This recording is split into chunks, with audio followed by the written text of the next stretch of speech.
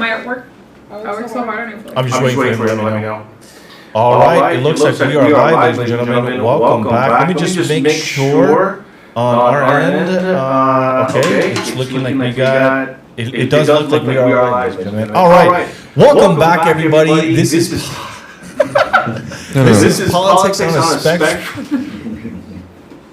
Welcome back to our show, ladies and gentlemen. This is Politics on a Spectrum. I am one of your hosts, Anthony Cabasa, and I am joined here today by Mr. Jorge Ventura and Ms. Araceli Martinez, who's also running for state senate out here in California. Obviously, you guys know, we've been doing this show. Welcome back. It is Tuesday. We're supposed to go live at 6. We had a technical problem. But we are live now, and we're here to talk about all the things. We are blaming you. Absolutely, we're blaming you, Sergio. But we are live, and we're going to be talking about the things that you guys have asked us about. Obviously, if you guys follow me on Instagram, I asked you guys specifically what you guys, the topics that you guys wanted us to talk about. And we got a wide range of views and topics that you guys wanted us to touch on. So we'll go ahead and get started here. But before that, let's go ahead and introduce the rest of the cast here. Mr. Jorge, who are you? Jorge, independent reporter.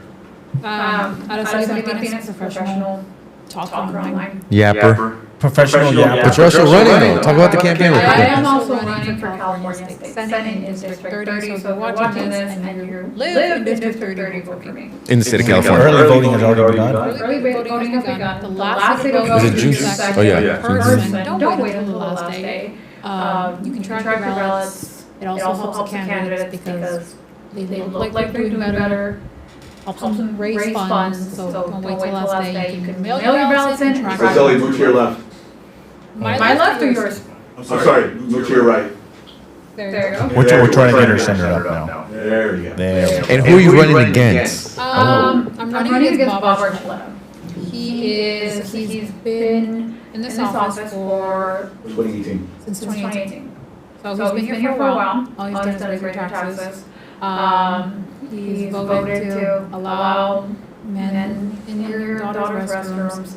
So pretty much anything that has hurt California, he's voted along party lines, which is why I'm running, because we've allowed a supermajority in California to run California for over a decade, and they haven't done anything better California. We've only seen, your insurances go higher, your property taxes, your gas taxes, and mileage tax. So we've got to end that, and that starts somewhere, and it starts with people like me. All right. If you say one more word about your campaign, we're going to have to charge your campaign.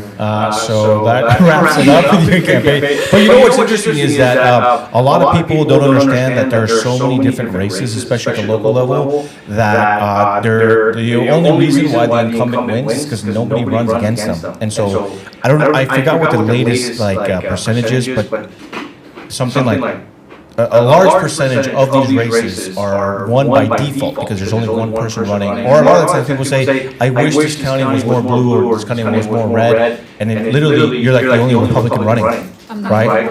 And that's the case for like a lot of these races out here is that there's no Republican running. And you'd be surprised the amount of support. I mean, I know, I don't want to get too much into it, but I know that you guys have even talked about how some Democrats are reaching out to your campaign saying like, man, we are ready for change, because that's the thing about politics, I feel, too, is that, like, you don't want to just... There's an echo. Yeah. Let us know how we can solve that search. Fox Echo? Yeah, I don't know what's going on with these echoes. Is it because of the mics? Oh, yeah, there is an echo. The mics. Is it only you that's echoing, or is it No, all? it's everybody. Is there a mic that's not supposed to be on? I don't know. John say.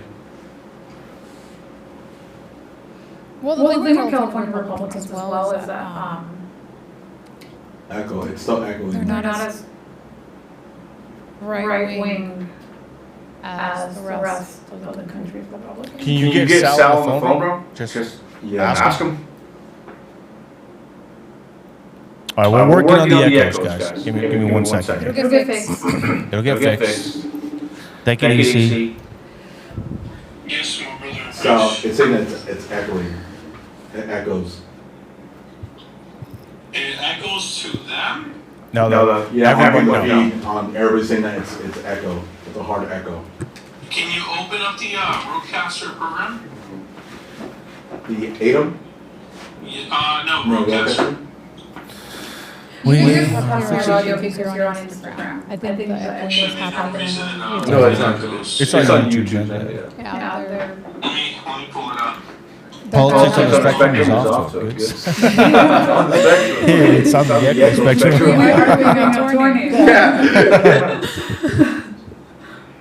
These are those podcast king shows.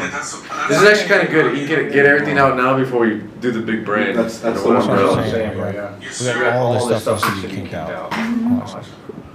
Check to see if it's disconnected on the back. It shouldn't be disconnected. That's literally. As a libertarian, I have many reviews and I post them as well. That's what it should be. Someone on the radio said that I was the AOC for the old grand party. What'd you say?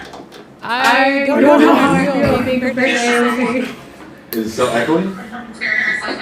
I mean, she won, and she's still in office, and she's basically has already presidential rumors. So Somebody in the comments is saying Jorge, you should run for city council. He doesn't even vote, but he run for city council. Or here, run for city council in Palmdale. Well, you think I'm lying? running for Palmdale mayor. Connected to the back. But you don't even vote. That's what's good, because I'm like, hey guys, I'm for everybody. I'm for the locals, you know, for the people. Well, the thing is that in politics, everybody thinks for everything. Oh, so they're not? Tell us more. Who are you for? Yeah, who are you for? Me? I'm for the American people. They're trying to catch me. Catch your There's a slipper. crossover when they'll tag him. Yeah. Tag him. That's where the Rodecaster should be connected. Oh, I see it. That was probably Tatum's Sam. There it is. AOC isn't dumb, she's just for a dark narrative. All right, let's see if the balloon is fixed. Let's see. Testing. Alright, now do Nope. configuration. She's at. You should do on the left hand side. Can you see the left hand We're side? gonna have to compare it to Bianco and Hilton. So I was telling him before, so that's like some of the stuff that people wanted. They didn't necessarily want us to touch on these, they wanted like more opinion-based. So on some of the, like they wanted us to chime in on the oils, they wanted us talking about like Hilton, At the top right hand, Okay. it's different, so we're just gonna touch on those things too. right there. Let me see. Should be constant. That or Yeah, you look like you're right. Click main mix real quick. And give me a second.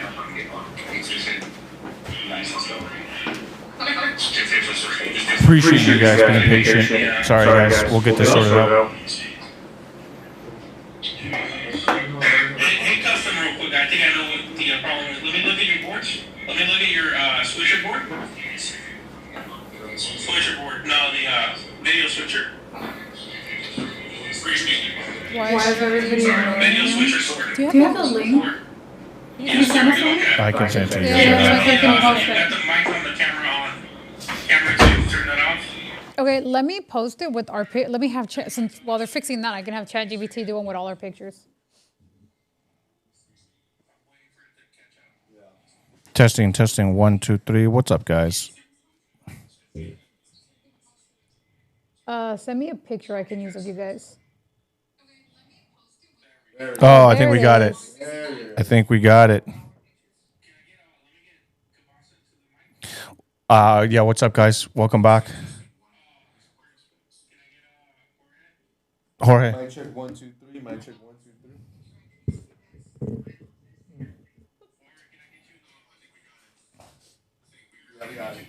Yeah, they're confirming no echo.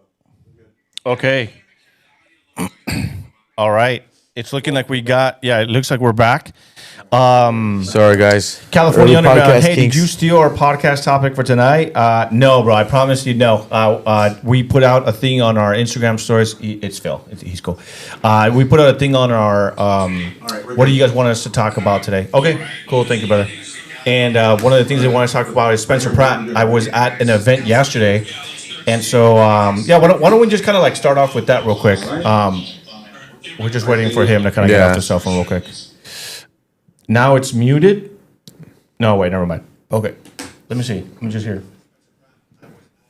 Okay, looks like we're good to go. We're good. All right. So I was at a Spencer Pratt event yesterday, and I was actually on Fox Noticias this morning. We were talking about that. We're talking about the LA mayoral race. I'm sure you guys already saw like the reports that Fox LA had to cancel because they were kind of withdrawing. Mayor Bass said she turned down the debate, and then so did Nithya Raman, etc. But what we've seen is Spencer Pratt he's skyrocketing in the polls. His odds are going higher. Kalshi now has him higher than Nithya Raman, like the betting market. Excuse me.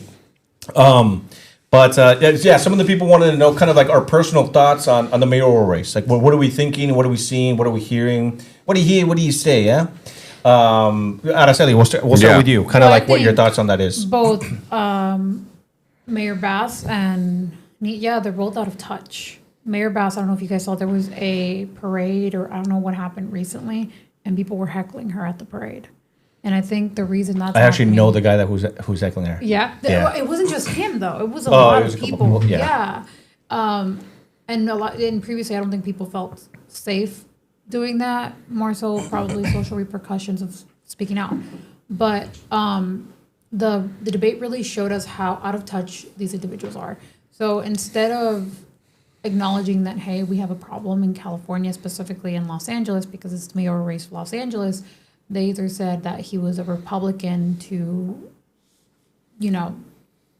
change the topic of conversation and villainize him, or just said that it wasn't as big as a problem as they were making it out to seem. The homeless issue used to be just Skid Row.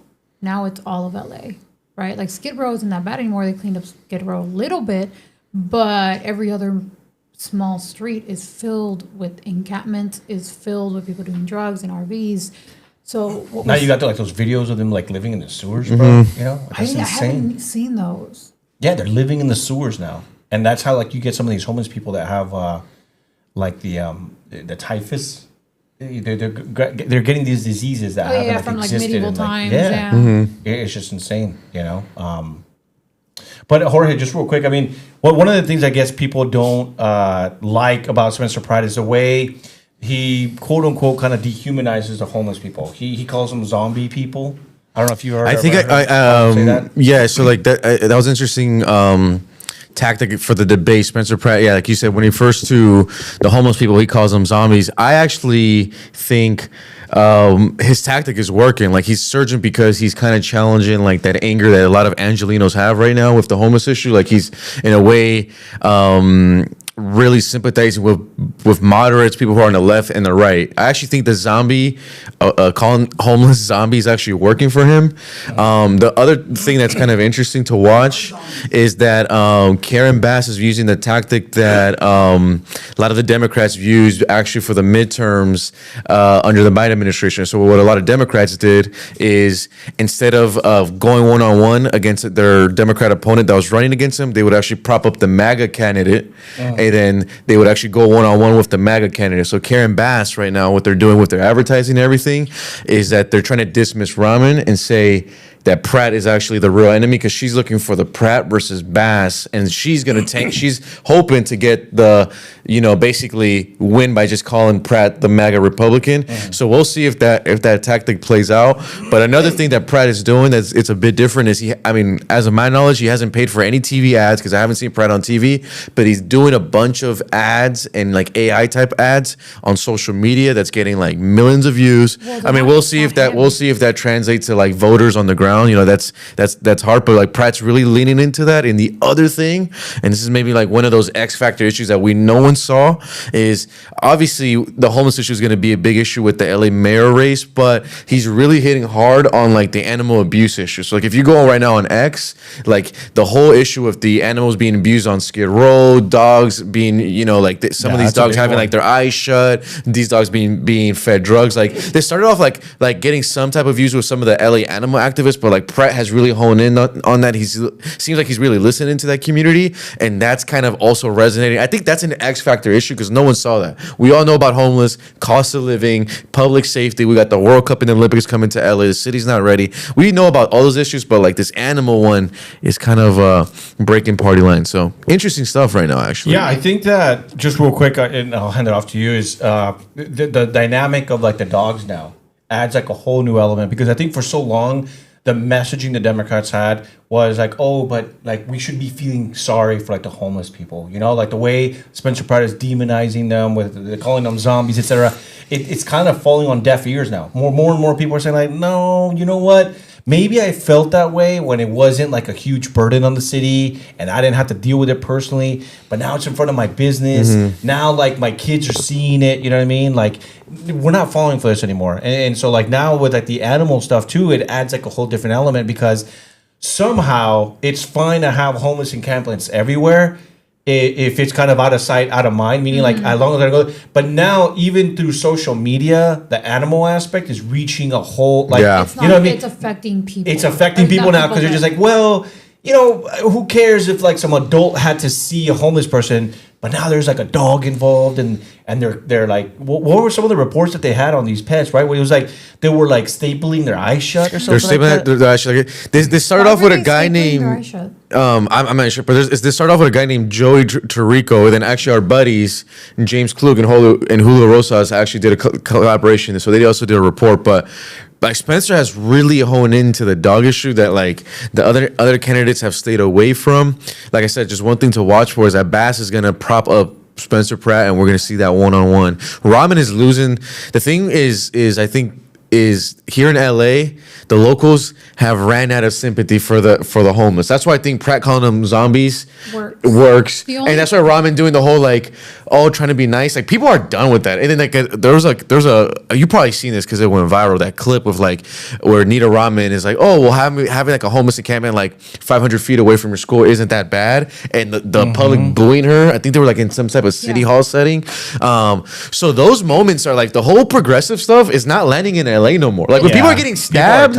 Also, when you see homeless in like $5,000 apartment complexes and $6,000 apartments in LA, Venice, West Hollywood, like once the gays are getting stabbed, it's done. It's done. That's crazy. Straight people getting stabbed. No, but people don't feel bad anymore. People don't feel bad for them. The only people who feel bad and say, "Oh, but you're dehumanizing them," are the people who don't have to live with the consequences of the homeless. I think that voice is minimal now, though. It is minimal. I think now, but like maybe I'm tripping. How privileged they are, because I've had conversations with some of these radical leftists, because that's what they are. We're like, oh, but you're like, you're dehumanizing them. No, but you're dehumanizing everybody else. Right. Who has to live with the consequences. They're like MacArthur Park. Bass called that a park where it's like a family park or something you called it. Yeah. Park. Every time I go down there, I don't see children. I'm Salvadorian. I'm saying that's like that park is completely controlled by MS-13. Like that whole MacArthur area is like all MS-13. Yeah. If you want to go get drugs, you can get anything you want. You can buy any kind of fake government document you want. That place isn't for children. So that's why people are so fed up, because they can't use the park for what it's meant to. They can't walk to work without being scared, right? And we walked around downtown LA for a minute. There's human feces everywhere. It's disgusting. So it's accurate to call them zombies. I also think what kind of helps Pratt right now, and but this ties to a national issue, but it's helping him locally, is that the ICE raids have stopped being so aggressive. Yeah. Because I think if they were continue to be aggressive, like in LA, then Bass would lean on that more. But like that has really, really calmed down. So like the whole ICE debate, obviously like Bass and Rahman are always going to try to force that, but because they're not as visible, they're not as aggressive anymore, that has kind of been out, and then that gives Pratt the void to hit on homelessness, public safety, cost of living, and keeps that like. And that's exactly what was so interesting about like. So I was obviously paying attention not just to what Spencer Pratt was saying yesterday during his kind of like campaign spiel, but I noticed kind of the people in the audience. These are people that are not like hardcore Republicans. These are independents, business owners. Some of them I would even argue were Democrats. The way they were talking, I'm like, this is like a leftist talking point, you know, or whatever. And so I'm like, but it's interesting to see how there's such diversity in his audience, and people that want, like, dude, we just want change. Like, we're so tired of it. And they're not necessarily caring about like the political parties anymore. They don't care, like, bro, we don't care about Democrat, we don't care about Republican. Can you fix the problem? And what was interesting was They asked him, what are some of your plans? And literally, he got like almost like a standing ovation for this. He's like, you know what my crazy plan is all I have, the laws are already in place to protect Angelino. All I'm going to do differently is I'm going to make sure that the laws are enforced. And people like erupted. They're like, oh my God, finally someone. And again, it wasn't a policy. It wasn't anything crazy. He didn't say, I'm going to build this building and just stuff them all in there. And people are like, well, I don't know if I agree with that policy. I don't know. He literally It's just simple said, stuff, the dude. laws are already in place. You cannot touch yourself around a school like these homeless people do, like these zombies do. You can't do that. That's indecent. Like, how is it fair that if I were to do that as a normal person, Yep. I'd get fined? People would call the police and I'd get arrested, but you do it on one of these zombie people, and it's like, oh, well, you know what? Because the cops can't enforce the laws on them. So when we were doing the video down in downtown LA, we actually pulled up and we had somebody in the car on the driver's side ready to go. But they had stopped by on like a red lane. But right in front of that was like 16 different RVs that were living there and homeless encampments. Cop pulled up to us, tells us to leave, that we can't be there for a long time. But right in front of us, people are living there. Right, yeah. Right? So that's the difference. And we're told to have empathy for these people, but we're not supposed to have the empathy for the people that live in the community that can't actually Right, yeah. live their daily life because of them. It's empathy that works one way, and that's not fair to people in LA. That's why everybody's so fed up. This isn't about politics anymore. It's about solutions. There's also like Pratt has done a good job of leaning on little like social media stuff here in LA, meaning like there's like this one guy right now going around LA where like he goes to the dirtiest spots, like, and he'll just clean them himself. And he's gone like really viral in LA, and like Spencer has connected with him and now it's talking about like developing a plan where like there's an app you could like report that location, you then come clean it up, because there's some spots that look horrible. The other issue, like if you're not from here, it's not just the homeless thing, but like the thing that people don't understand is that we have like that RV crisis. Like that RV crisis is so massive because they're littered all over the streets. There's drugs connected gangs. They steal the electricity, and then there's copper wire theft connected to us. So we go on and on. But I think what's working for Pratt is he's challenging in that anger, and in a way, it's like in a way we're starting to see in the governor race. It's kind of working for Hilton. Where he's kind of challenging, he's kind of focusing more on the anger of your average Californian, and is kind of stepping away more from the party lines. I do see a parallel between Hilton's race and Spencer Pratt, in which they kind of, when they're asked about Republican this, Republican that, he's like, sure, but also let's focus on like the real problem here, you know. And I think I was talking to you like on the way over today with like the gubernatorial race, it kind of like not just the parallels, but also like the differences. And we'll kind of get a little bit into that a little bit later. I did want to just go one more thing with Spencer Pratt, in which mostly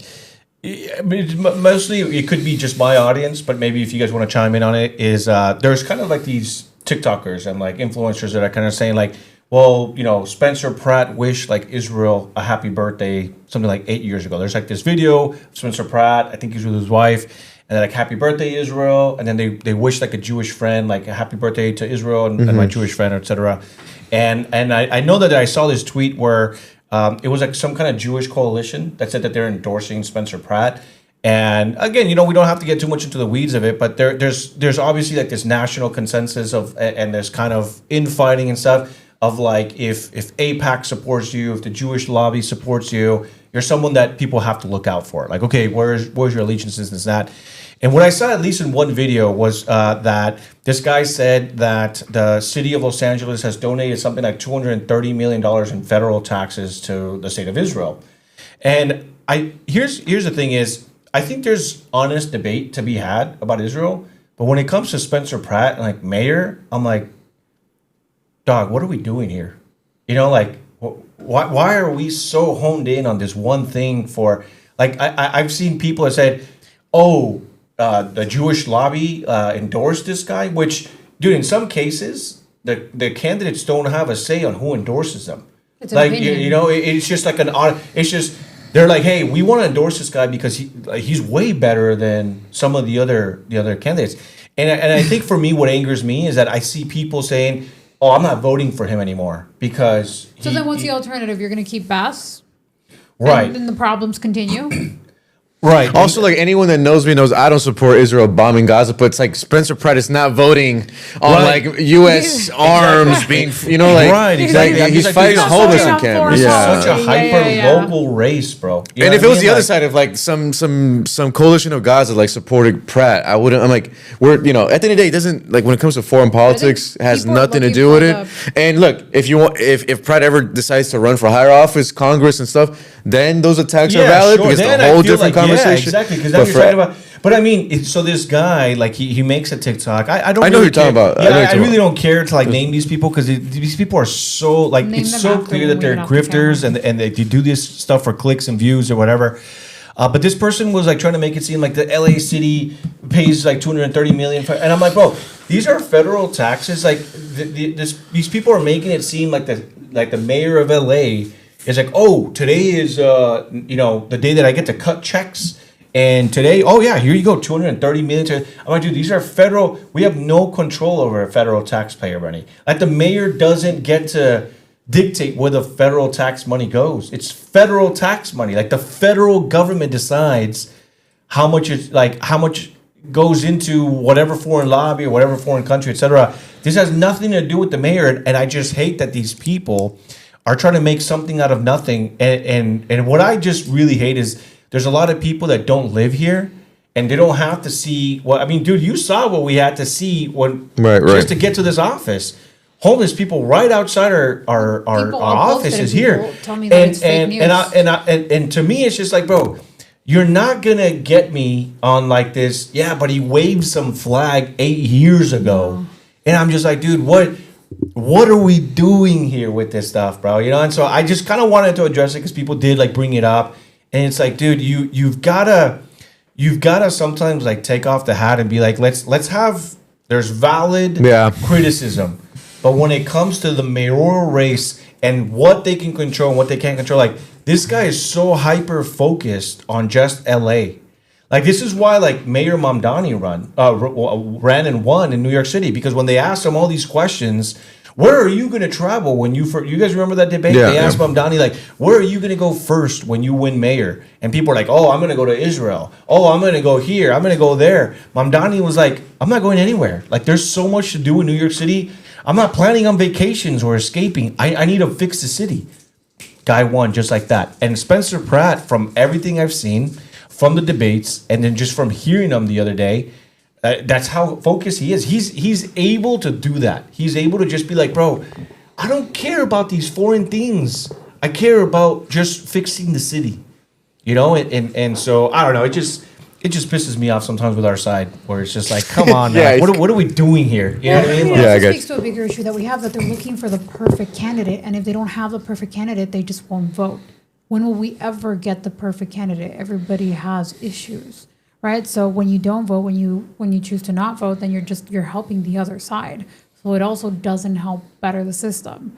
So I think that we do have to start compromising, or maybe not necessarily compromising, but just looking at the bigger picture instead of hyper focusing on one endorsement.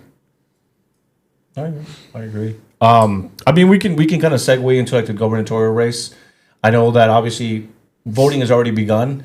People in the comments, they were just kind of saying like, you don't necessarily have to like endorse a candidate or say who you're voting for, but they did want to kind of hear what our thoughts are, specifically when it comes to maybe like the top four. You got Tom Steyer, which I guess you were telling me. I can do a quick update real quick for our audience, bro. Sure, So You're right now, voting for Tom Steyer? so right now we have no. So right now we have Let's vote now for Tom we Steyer. have nine. Yeah, Bro, let me that's talk. working. Chill, bro. Chill. Wow. We have 9 candidates running, and Yeah, according to our ballot, there's like Yeah. 60 candidates. no, but Holy it's cow. basically down to 9. But now the top 2 is Hilton, then Becerra. Yeah, so that's top Macarena.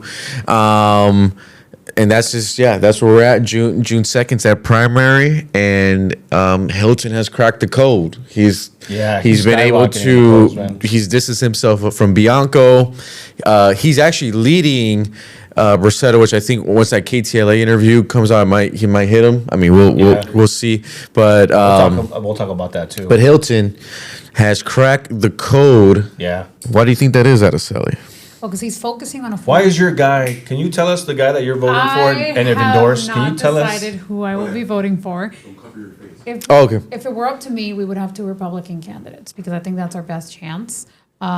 Just mostly because Republicans have an abysmal voting record. We don't go out to vote. If we actually all went out to vote, even the MPPs who are tired of the direction that California has been heading in, we could change California, but everybody's too stuck in this idea that we've lost it. So the best chance we have is both Bianco and Hilton make it into the primaries, which isn't a terrible chance because right now That's not gonna happen the though. Democrats have been focused on tearing each other down and tearing down Becerra.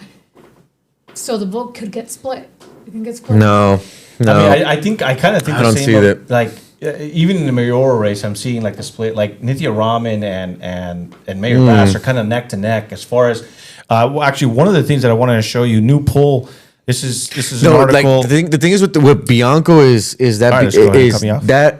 Oh, sorry. Go ahead.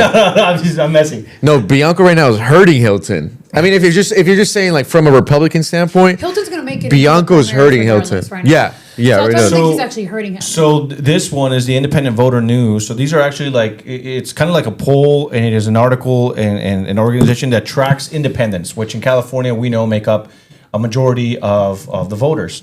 So this is new poll. Pratt and Becerra lead among Los Angeles general election voters. Says a new Independent Voter Project poll finds that the LA mayoral race is a three-way contest among general election voters.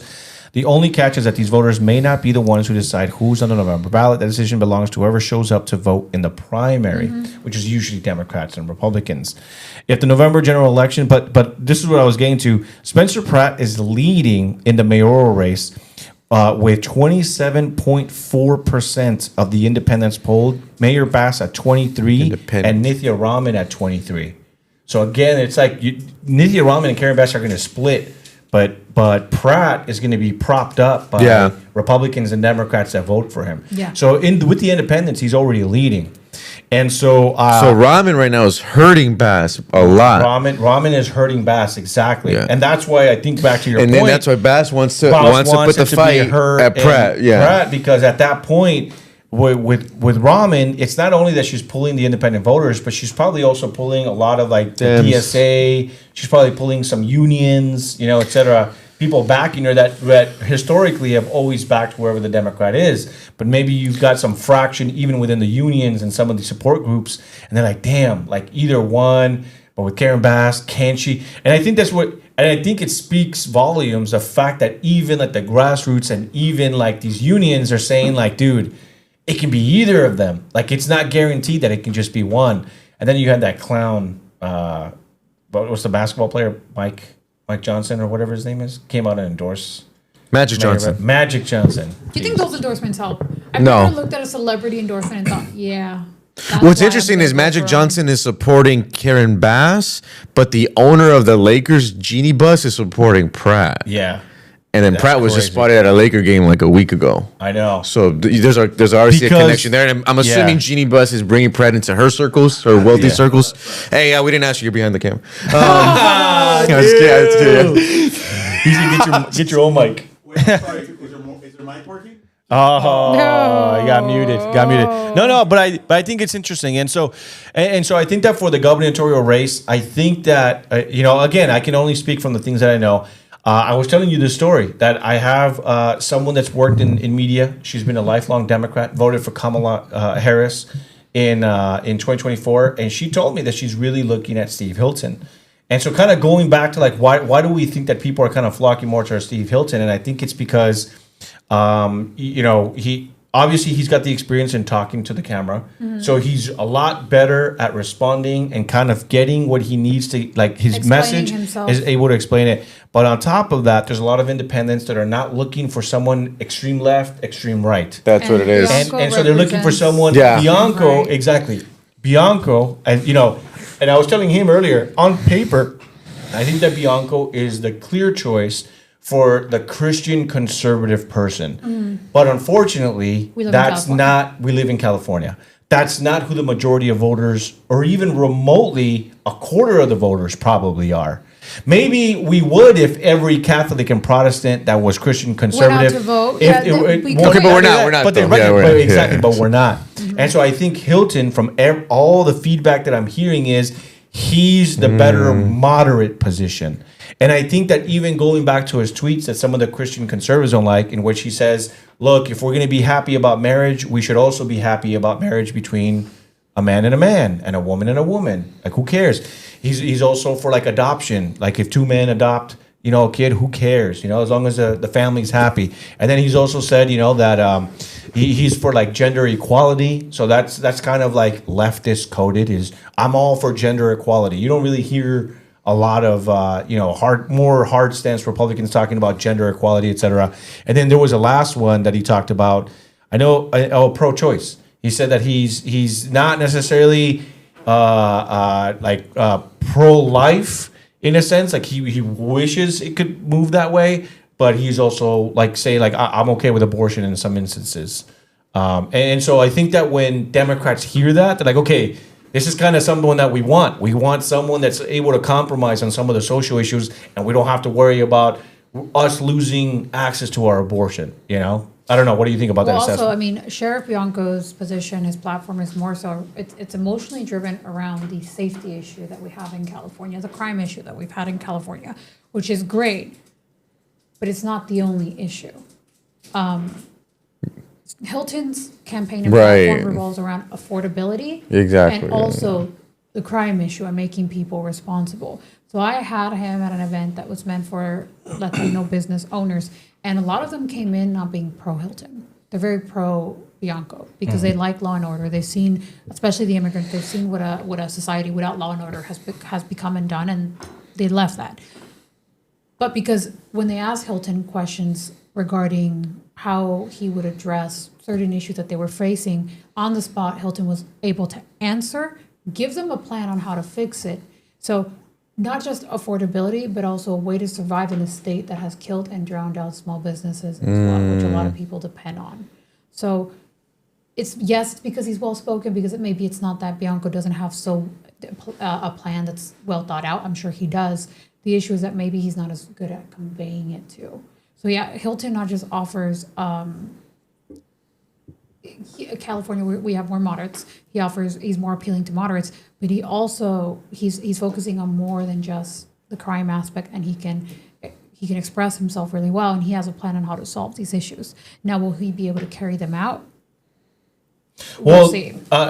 So I was actually at an event in Bakersfield this past Saturday. It was the Young Republicans of California, and it was both of them. It was a forum. So they were able to talk about some of the key issues. Afterward, as media, we were able to ask them questions. And one of the questions that I had for both of them, I actually keep forgetting to post it. I was supposed to post it today, but I might post it tomorrow. I asked them both the same question.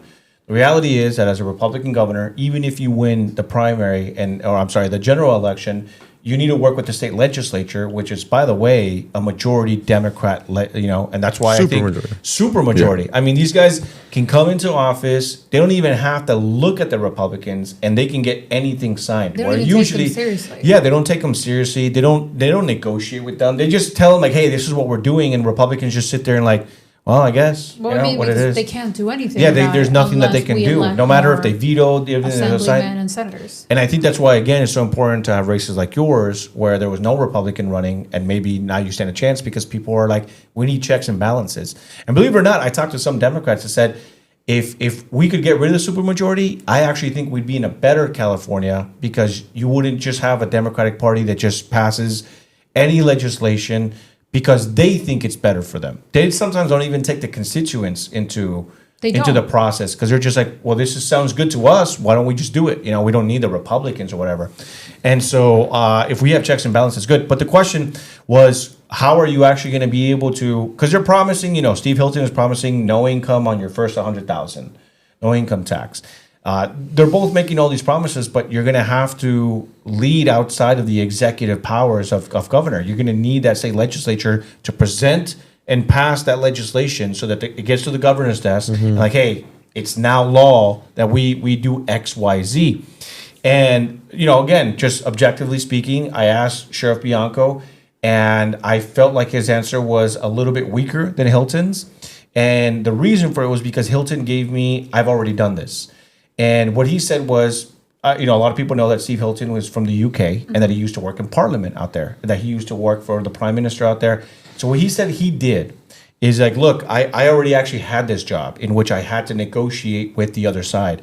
And so what he said he did is I created an office where I sat with the other leader. So I was like the conservative leader. We had the other leader that worked inside my office, and we had our desks facing each other. And he's like, and I did that on purpose because we both understood we can't do work without one the other. There's no point in working separately.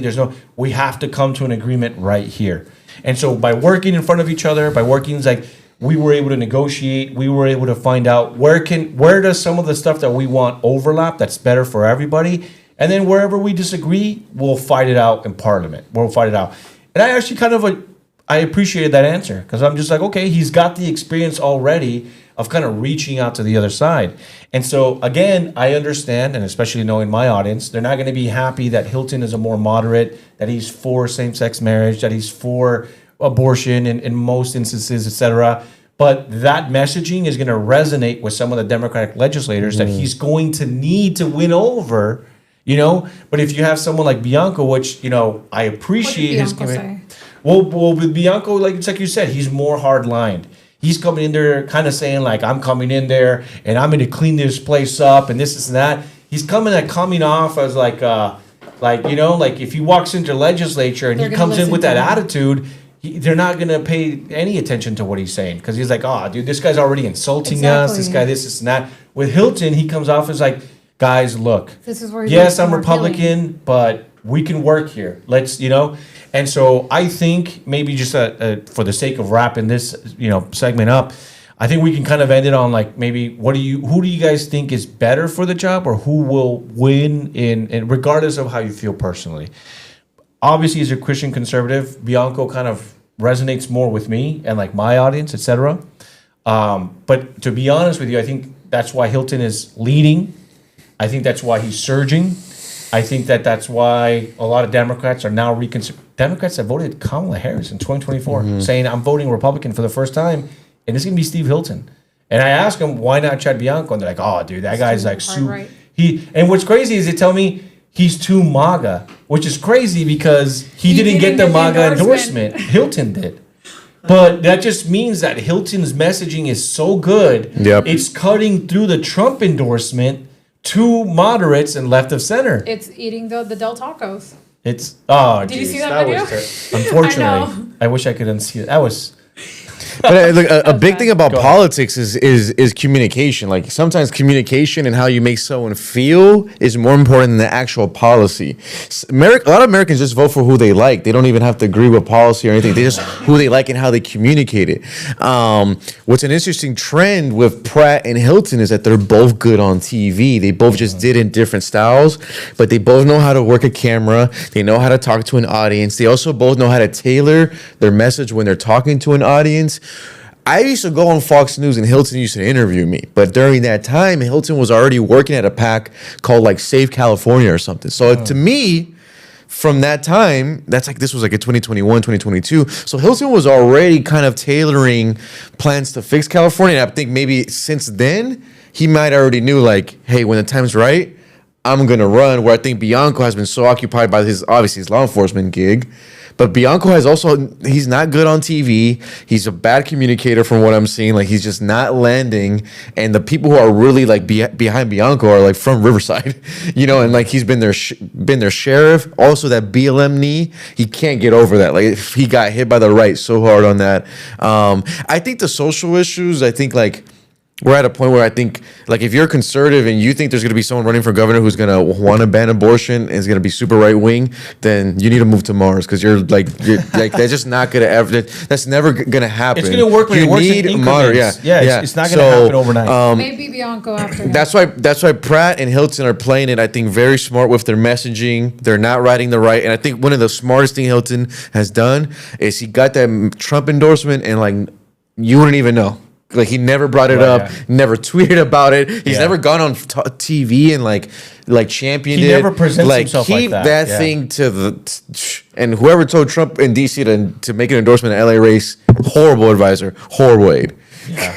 Well, he needs it for the Republican base. So horrible move. Doesn't matter. I think it should have come after the primaries. But my concern is that if Sheriff Bianco doesn't make it through the primaries, well, He's not. Bianco doesn't make it, Hilton makes it, Republicans will refuse to vote because he's not the perfect candidate. And I don't we've- think No, so. I don't think so. Actually. You don't think so? No. I personally think like the opposite. I think that I think that that's kind of like the thing is Republicans tend to fall in line, and I think that that's why with Spencer Pratt, we've heard rumors that he doesn't want to associate with any Republicans, and the same thing kind of with Hilton. Like he does associate more with like the Republicans. He goes at these GOP events, etc.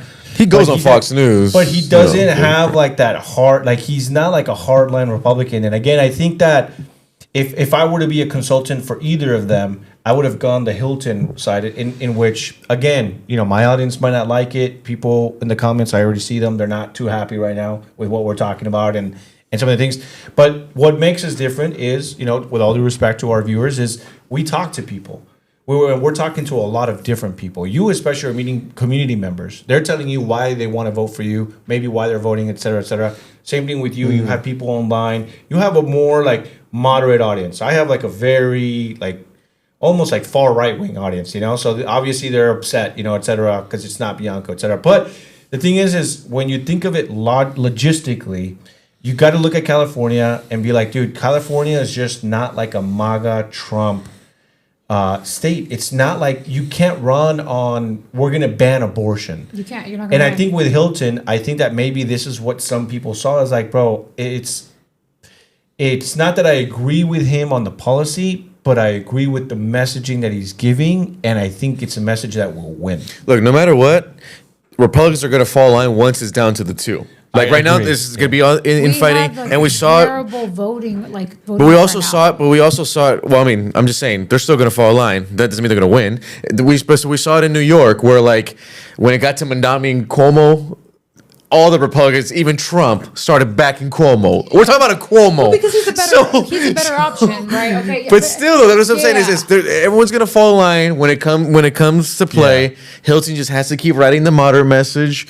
That's going to be his best chance. And right now, if we're being honest, Brissett is kind of setting himself on fire.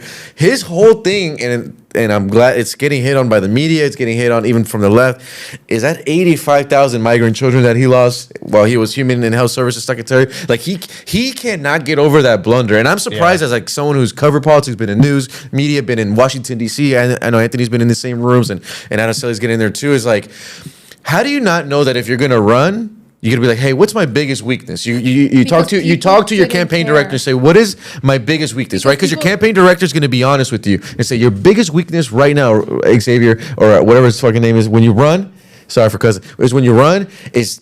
You got to already know because the New York Times did a whole piece. They're going to hit you on 85,000 migrant kids. So if we know they're going to hit us on here, how are we going to get over this and move on? Right and now. every candidate has one. Every candidate has red flags when they come in. And they go over okay, this is the plan. If you have a good campaign director, you guys develop that plan. And his camp did so bad developing a plan, And they still are. They still can't get over it. And we're today's May 12th and June 2nd is the primary, and he can't get over his biggest blunder of the 85,000 children. Because the Democrats, or specifically Katie Porter, confirmed it, right? It was one thing when only the right was talking about it; they were dismissing it as a MAGA. No, but it's in point. mainstream media. It's everywhere. Like it's Yeah, in New York everywhere, but Times. they- Like it's but not they a sweep Fox it News under story. the rug, and most people don't care.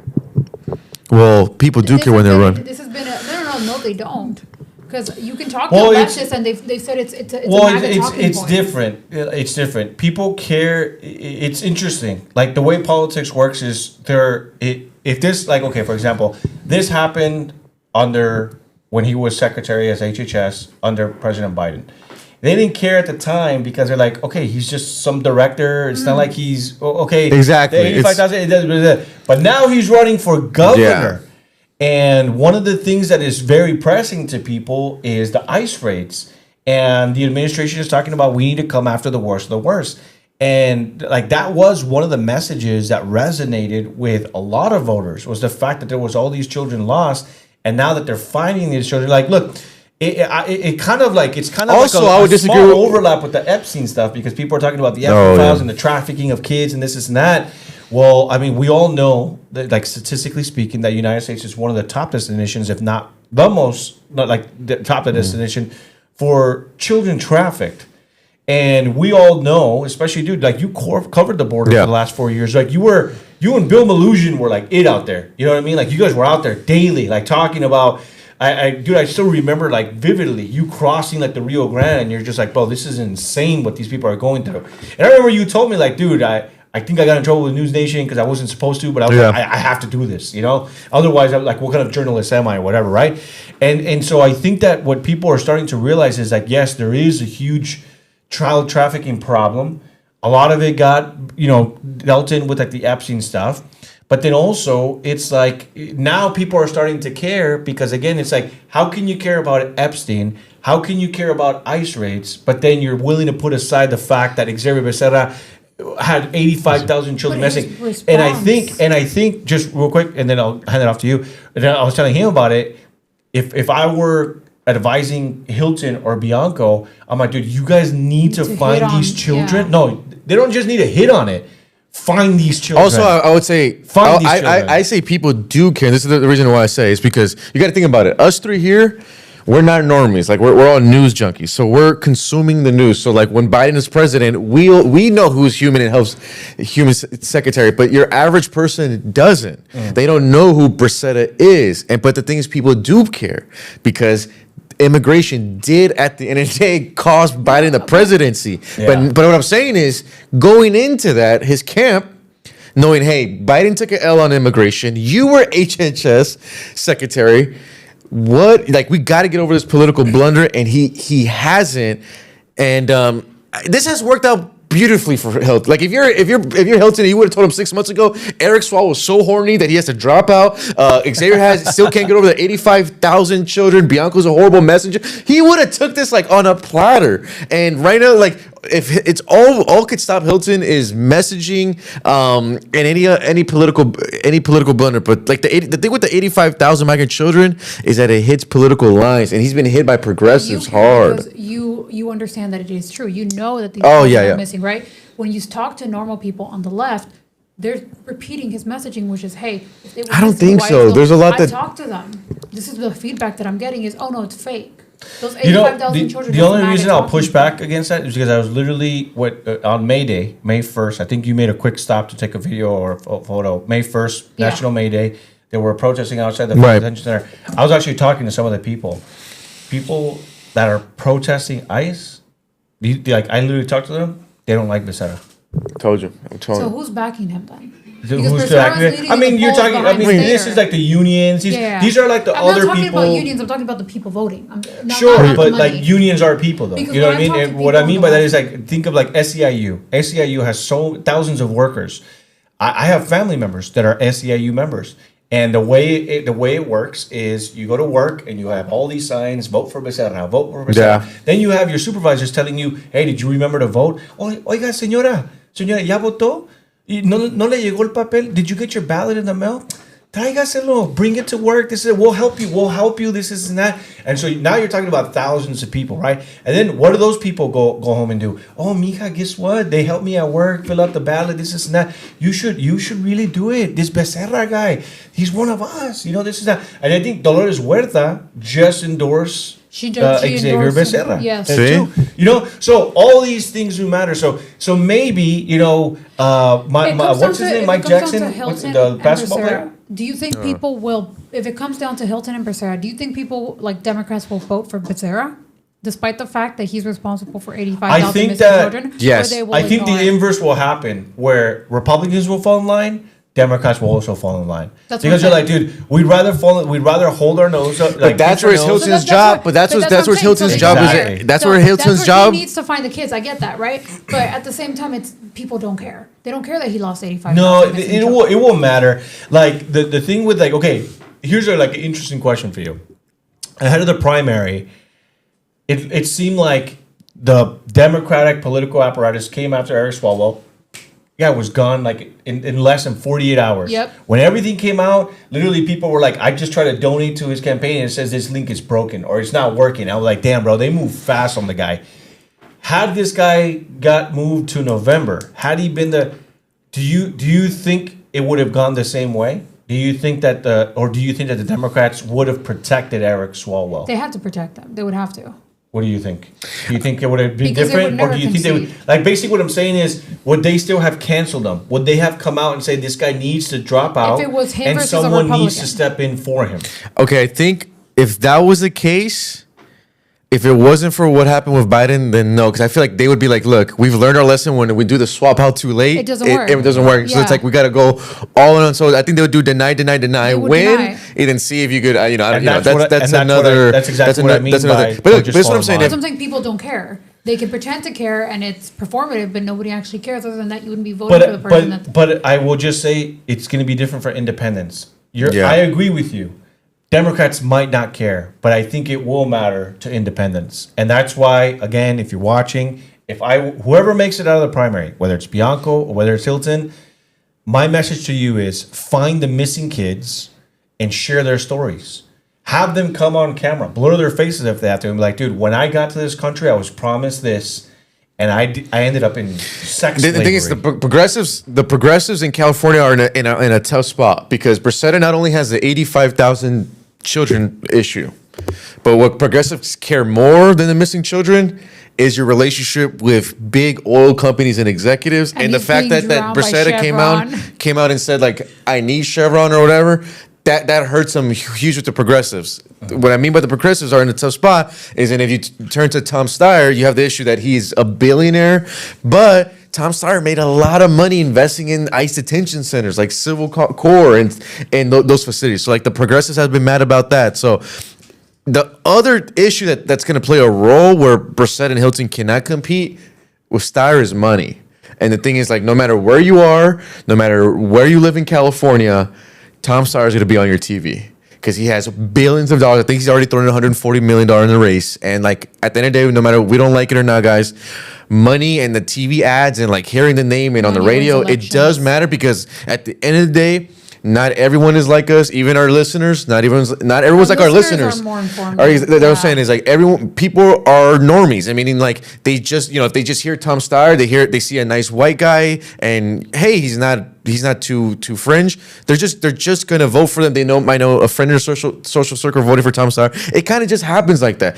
And Bracetta kind of has the card of like, oh, I could be the first like Latino California governor. So you have a lot of Latinos that would just vote for him for that. But Tom Steyer though, when it like I think another like X factor is gonna be the just the money that he could pour, and he could just pour in tens of millions that the other candidates Well, people can't. can- I mean, just real quick, again, from this independent poll news, among independents, no party preference, and American Independent, Pratt leads with 39%, well ahead of Rahman at 19%. You know what Bass is at with the no party preference and American Independent?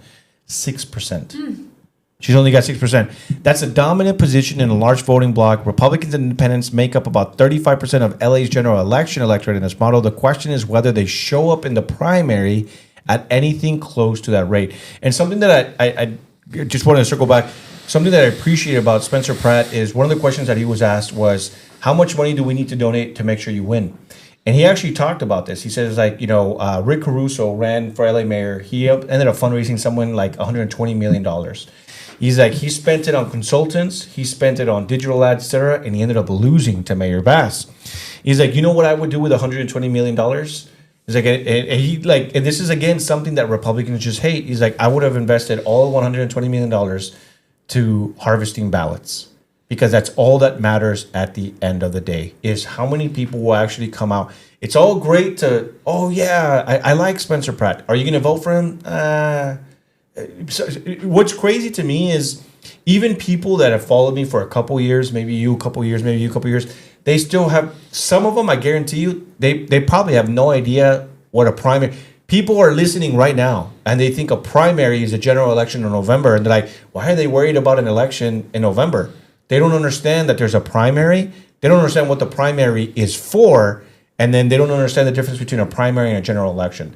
I've come across people that I've talked to in person, and it's like, dude, I've been following you since your online handle used to be the Conservative Latino, and you were in nursing school back in 2017, 2018. I'm like, damn, bro, you're a longtime follower. Thank you for that.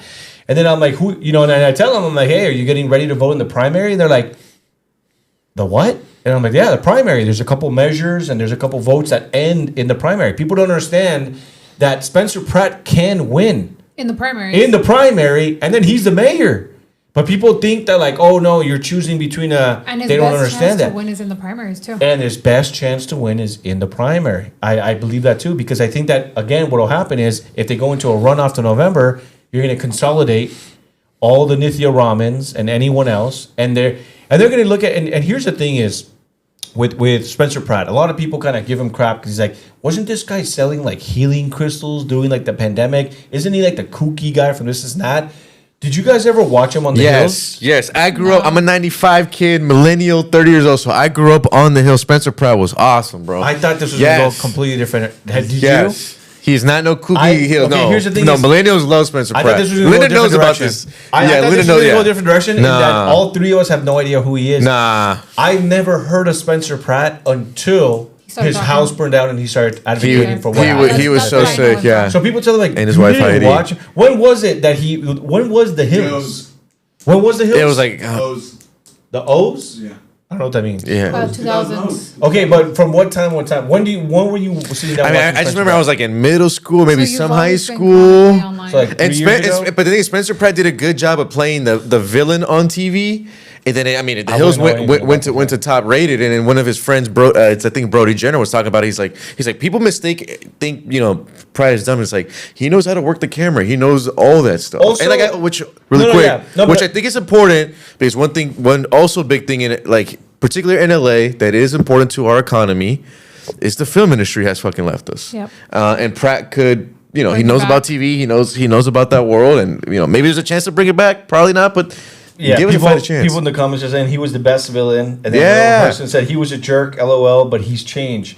But also, here's the thing: He's people- on TV. He's playing a character. Like it's reality TV, but he's playing a people character. message me, they're like, "Are you really supporting the freaking TV guy, the guy that played a villain?" It's like, and I'm just like, bro, yeah, do you he not voted for Trump. Yeah, what? Yeah, you even voted the villain on TV. He's like, yeah, I voted for Trump. I voted for the guy that said you're fired. No, Yeah. but realistically, I'm like, do you 2006. also not understand TV though? Like, do you not Yeah. understand how like show business works? Do you understand that a lot of these people are faking it, too. How many times have we seen like these celebrities and then they come back, like they disappear and then they come back to do like a reunion or whatever, or 10, 15 years later they're doing an interview, and like how real was that? Like it wasn't real at all. Like it was all scripted. The Hills had no It was villain. You needed all Pratt. fake. Yeah, Exactly. And so the thing about Spencer Pratt, I'm like, okay, why does him being a villain on some show have anything to do with anything? Especially if it was like 20 years ago. Like I never watch it, so I feel like I have this kind of refresh, kind of like. But look, I'm just looking at his policies. Me too. Do I like his policies, and do I think that he's better than Karen Bass? I think he's better than Karen. And that's the thing too. This is what I don't anyone understand here. about the political left. The political left are telling me, why would you vote for the guy who's not a politician? Who's a Why would you vote reality for the star. outsider guy? And I'm like, wait. You When want did the the left become establishment? the establishment? And that's what I don't understand. It's like, wait a minute, don't we like outsiders? Like, don't we want people? AOC's like, an outsider. But the Many government progressive wasn't she like a outsiders. Yeah. barista? The Yeah. positions in government were always meant for the everyday man. It was never meant to have an establishment. Yeah. They're supposed to represent us. It's supposed to be your average Joe. It's not Yeah. supposed to be anybody special. But I hate that they minimize him down to a reality TV star when. And that's how they present him all the time. Yeah, and I'm like, okay, but I'm can we just talk like- about his policy? The only thing I care about is his policy. I don't care what he's done in the past. I care that he's acknowledging the problems, which Karen Bass won't even do. She's saying that they're not real, essentially, that we're overstating them, and then he's offering us a solution to fix them, a real And solution. Nithya to Raman fix is so them. busy flip-flopping because one year she's anti-police, now she's saying she regrets being anti-police. She's like, oh no, we won't defund them. But then there's like this guy, I follow him on Twitter. He's called Film the Police, and he calls her out all the time, and he's just like, dude, you are such a flip-flop. You don't believe in anything. One year you're saying this, but then you voted 3 times to Yep. fund the police, but then now you're saying we need to defund them, but then now we need to refund. And that's why, like, tuning into his debates, that's why I like, people are like, I don't know how you watch his debates. I'm like, bro, to me, watching a debate, like, it tells you everything you need to know. All these people did was attack each other for like 90% of the time, and then 10% of the time was the outsider telling you, you see what I'm talking about? You see how crazy this is? Why would you vote for this again? They're both failed politicians. And I'm just like, dude, like, you can't, I mean, what better promo do you need than 2 Democrats eating each other because they both suck at what they do, and they're like trying to outdo each other, and like, well, well, you did this and you did that, and sometimes the audience doesn't know. Sometimes like, damn, I didn't even know about this, whatever. And then others kind of like doing it, like they're airing each other's dirty laundry, and all Spencer Pratt has to do is like, look, man, I don't know anything about this corruption these two are involved in. All I know is, are you tired of seeing zombies masturbating outside of schools? Yes, vote for me. I'll make sure this doesn't happen. The average person resonates with that, but the left wants to sit here and tell me, like, well, you're just gonna vote for like an outsider, and this is. I'm like, okay, but what are the insiders doing? They're continuing because the it's problem. it's a dumpster fire out there. Yeah, I'm not voting for the reality star. I'm voting for the guy who understands our problems. Now the left has become super anti-establishment, where they want to vote for the people that created the problems and want them to continue, if not get worse. Yeah, I mean, Mondami's an outsider. I mean, yeah, and Trump welcomed him. Yeah, I like this guy. Yeah, Trump's an. I mean, all you need an outsider. I think if you go right now on X, Pratt just has like a lot of those like AI digital ads that are so landing. But they're not Yeah, even his. They're from a PAC. Because there's a those law. are landing. Yeah, he had that 1 30-second where like he's showing his trailer where it's all burned down, and then he's showing the mansions of Carabas Ram, and I thought those are hitting. Like he's just challenging that energy, and his messaging is so clean. I think it's because of the TV experience, and I think the debate was clear cut. Like he was so good at communicating. It was such clear messaging. I think that's why they canceled this debate. And they canceled that. We can't do this again. Yeah, I heard him. Bass and Ramen got hurt so bad, and then Ramen is flip flopping because she's trying to appeal to the progressives, but then try to also appeal to the moderates and be like, so she's doing the Kamala Harris where she's just tap dancing, and and Bass, once again, political blunder that her camp never helped her out get over is, why were you in Ghana during the fires? She still can't get over that. It still hits her. So if Pratt could just keep hammering every day, it's a lot of work, but Pratt has really But then nothing. he's really starting to make a factor. Either way, because even if she starts to acknowledge the problems, and it's, you knew about the problems, but Yeah. you didn't want to fix them prior to that.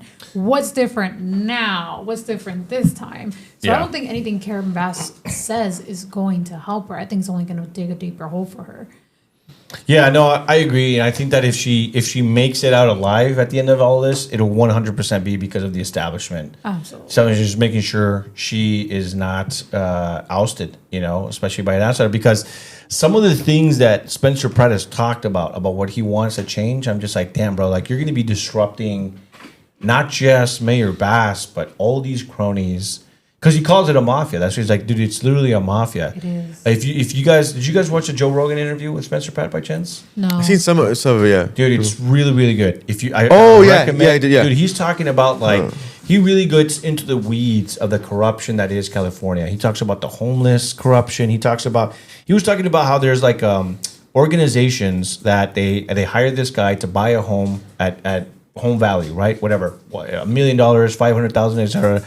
But this person is already in cahoots with the local government, and then this guy applies for some kind of federal grant. He's like, I want to turn my home that I just bought into some kind of like low-income housing, blah, blah, blah, project, whatever. Literally, Spencer Pratt said, I believe these were the numbers, but it was something like this. He's like, I saw on a Friday, a house got sold for $1.2 million. On Monday, it was resold. Like literally 3 days, it was resold for $5 million to the federal government or to the local government.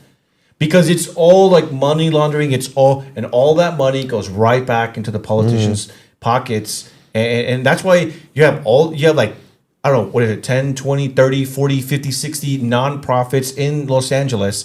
They're all helping the homeless, and all these people are getting paid $200,000 a year, $300,000 a year, $400,000 a year of taxpayer money to fix homelessness. And statistically speaking, it's only gotten worse. So and this is what people need to, I feel like people are not, it's not clocking to them, bro. Like it's not, it's not clocking to them. He's not Spencer Pratt, the bad guy from the hills. He's not Spencer Pratt, the guy that was selling healing crystals to people during the pandemic because people wanted healing crystals or whatever it was. This guy is saying like, bro, I was just an average guy. I was selling crystals. I was on TV. People knew me as the bad guy, whatever. But now my house is burnt down. And now it's time. Like, it's time for everybody to wake up. But I'm not just going to come after the office and take it. I'm coming to destroy everything. Like everything's going down. I'm working with the federal government because he said that. They're like, how are you going to be able to do this if you have a city council that is completely leftist progressive? And he said, this is my plan. For the first 4 years, I'm going to allow the federal government to come in and enforce everything. Oh, heck yeah. But I'm in charge of the police and I'm in charge of the sheriff. We're going to go all in. My thing is that, he talked about this in the Joe Rogan, is in order to get the federal government to look into the corruption, you have to tap the federal government and say, we believe there's corruption here. But of course, the city will never do that because they're like, why would we investigate ourselves? Yeah. So what Spencer Pratt is like, I'm going to open up all the books, every entity, every organization, every nonprofit, I'm referring them to the DOJ. I'm going to have the DOJ come in. We're going to give them access to everything. And they're going to look into everything. And whoever's corrupt, let it be said. And so he's like, my first 4 years will be exposing all the corruption and law enforcement. He's like, if I have to get federal law enforcement to come in here and arrest them, then that's exactly what I'll do. First 4 years will be exposing, getting rid of the corruption. Then because of so much corruption, no one's going to re-vote for these city council members. People are going to want change because they're going to be like, dude, they spent how many billions of our taxpayer money on these stupid corruption and grifting operations? They're going to vote in a whole new city council. He's like, and then the last 4 years, we'll be working with the city council to bring about real change that will be permanent. And I'm like, dude, he got a standing ovation. People were like, holy shit, bro. Like, this guy's serious. That's the Spencer Pratt that is running for office right now.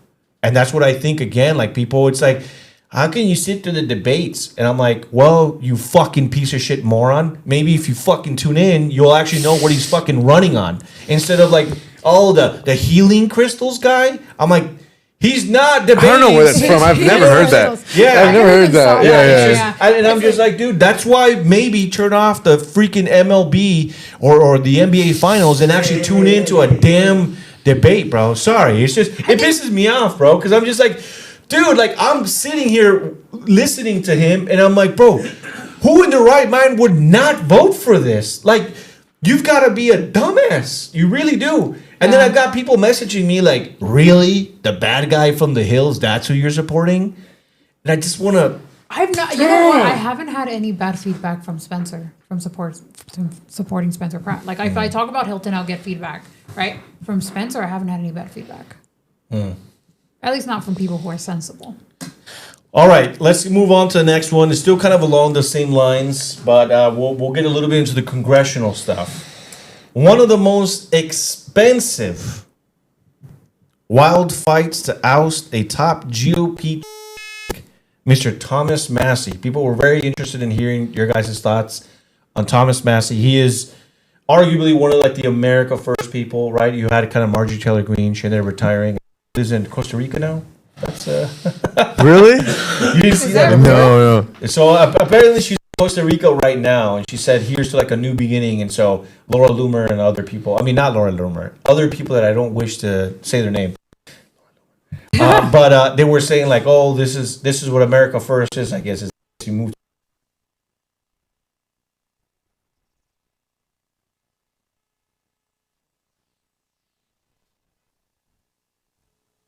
MAGA are more like the Trump line, kind of like the loyalists, etc. Then you've got the America First, which is more, not necessarily even like the Nick Fuentes type, but just the America First who feel betrayed by President Trump and say, hey, you're not following up on some of these things. And so they're kind of seeing this kind of leader of the America First, at least in the congressional aspect, with Thomas Massie. And it says the fight between Representative Thomas Massie and President Trump-backed rival Ed Galrain is now the most expensive. This is what blows my mind. This is the most expensive U.S. House primary in U.S. history.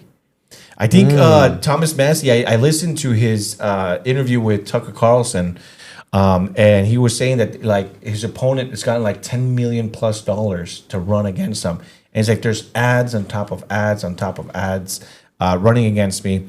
And it says the race has turned into an all-out war of inflammatory accusations, savage insults, and AI deepfakes, which, again, it was something crazy. I guess his opponent, Thomas Massie was talking about how there's this ad that is playing that is an AI deepfake where it shows Thomas Massie, and he's holding hands with Rashida Tlaib, and he's holding hands with AOC, and they check into a hotel. And I guess the insinuation there is that they're going to go up to the hotel room and They panicked. They're in And- bed together. Yeah, they're gonna exactly. But it's an AI deepfake. But people actually think that like he did this. Like, oh, I guess he's like in bed. And so the insinuation there is that he's in bed with like the radicals of the left. That like, hey, we got the same talking points, etc.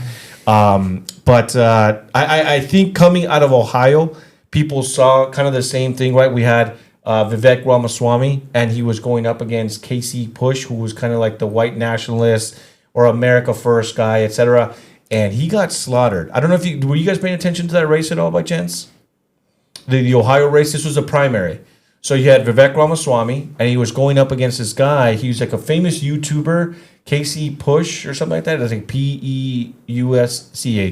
He kind of came out as like this America First guy, saying we cannot allow someone that looks and speaks and sounds like Vivek Ramaswamy to ever become like a governor of such a blue collar, very white state like Ohio. When you think of Ohio, that's kind of what I think about. I kind of think of like the '70s show. Like I don't know if that was even in Ohio or not, but I like Hello Ohio or something like that. Was it Wisconsin? I don't know. Anyways, what was it? I don't know. But what I'm saying is it is seen kind of like that. So like there is some kind of parallel. But in this case, obviously Thomas Massie is the incumbent versus the outsider that's trying to get him out. And Thomas Massie actually kind of was breaking down who this guy was that they're running against him. The guy that is being pushed against Thomas Massie, unregistered as a Republican when Donald Trump took office because he hated Donald Trump. And he re-registered as a Republican in 2021 when Trump left office. But somehow, this is a Trump-endorsed guy going up against Thomas Massie. And so I guess I maybe should have sent you guys more notes on this to kind of see like who this guy is. But the Thomas Massie interview with Tucker Carlson, highly recommend you guys, if you guys want to like be in touch. This primary, by the way, is next Tuesday.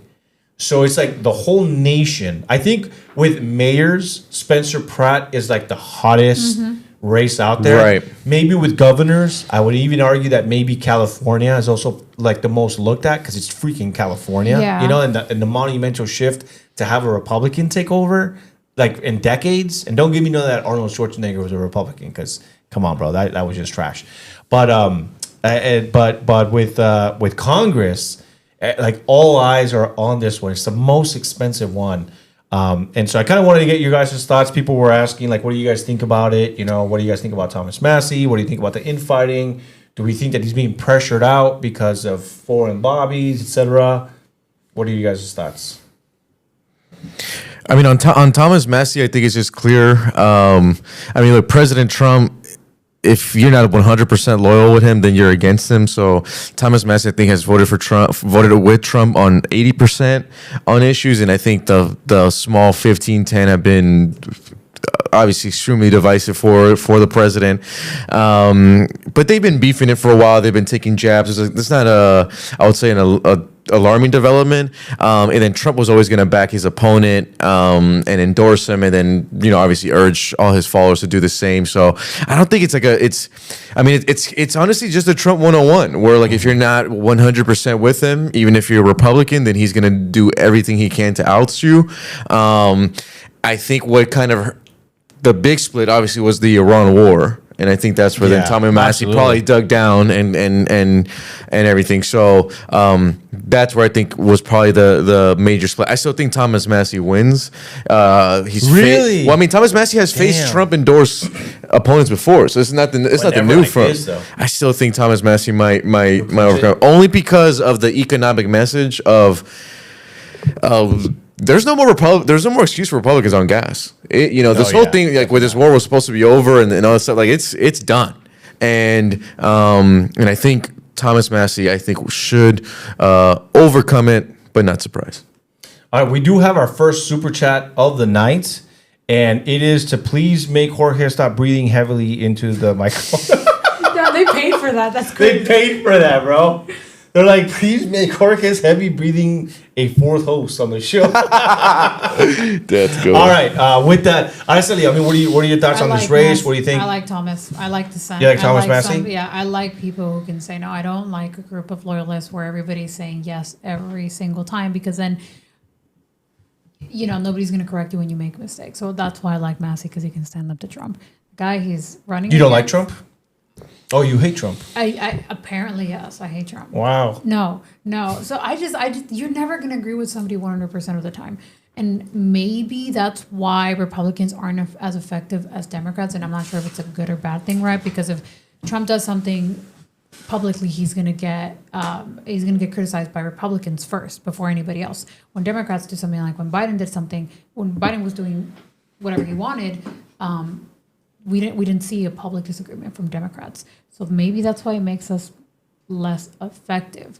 But at the same time, is it a good thing that we have dissent within the party? That we have multiple voices? That it's not just one single thought and everybody aligns themselves behind it? So that's why I like Massey. But I don't know. He is extremely popular in his state. So I don't know. Maybe he can pull through. I'm hoping he can pull through. I mean, because a guy that Trump is backing, that Trump endorses, a lot more aligned with his policies. But I think voices like Thomas Massey's are necessary.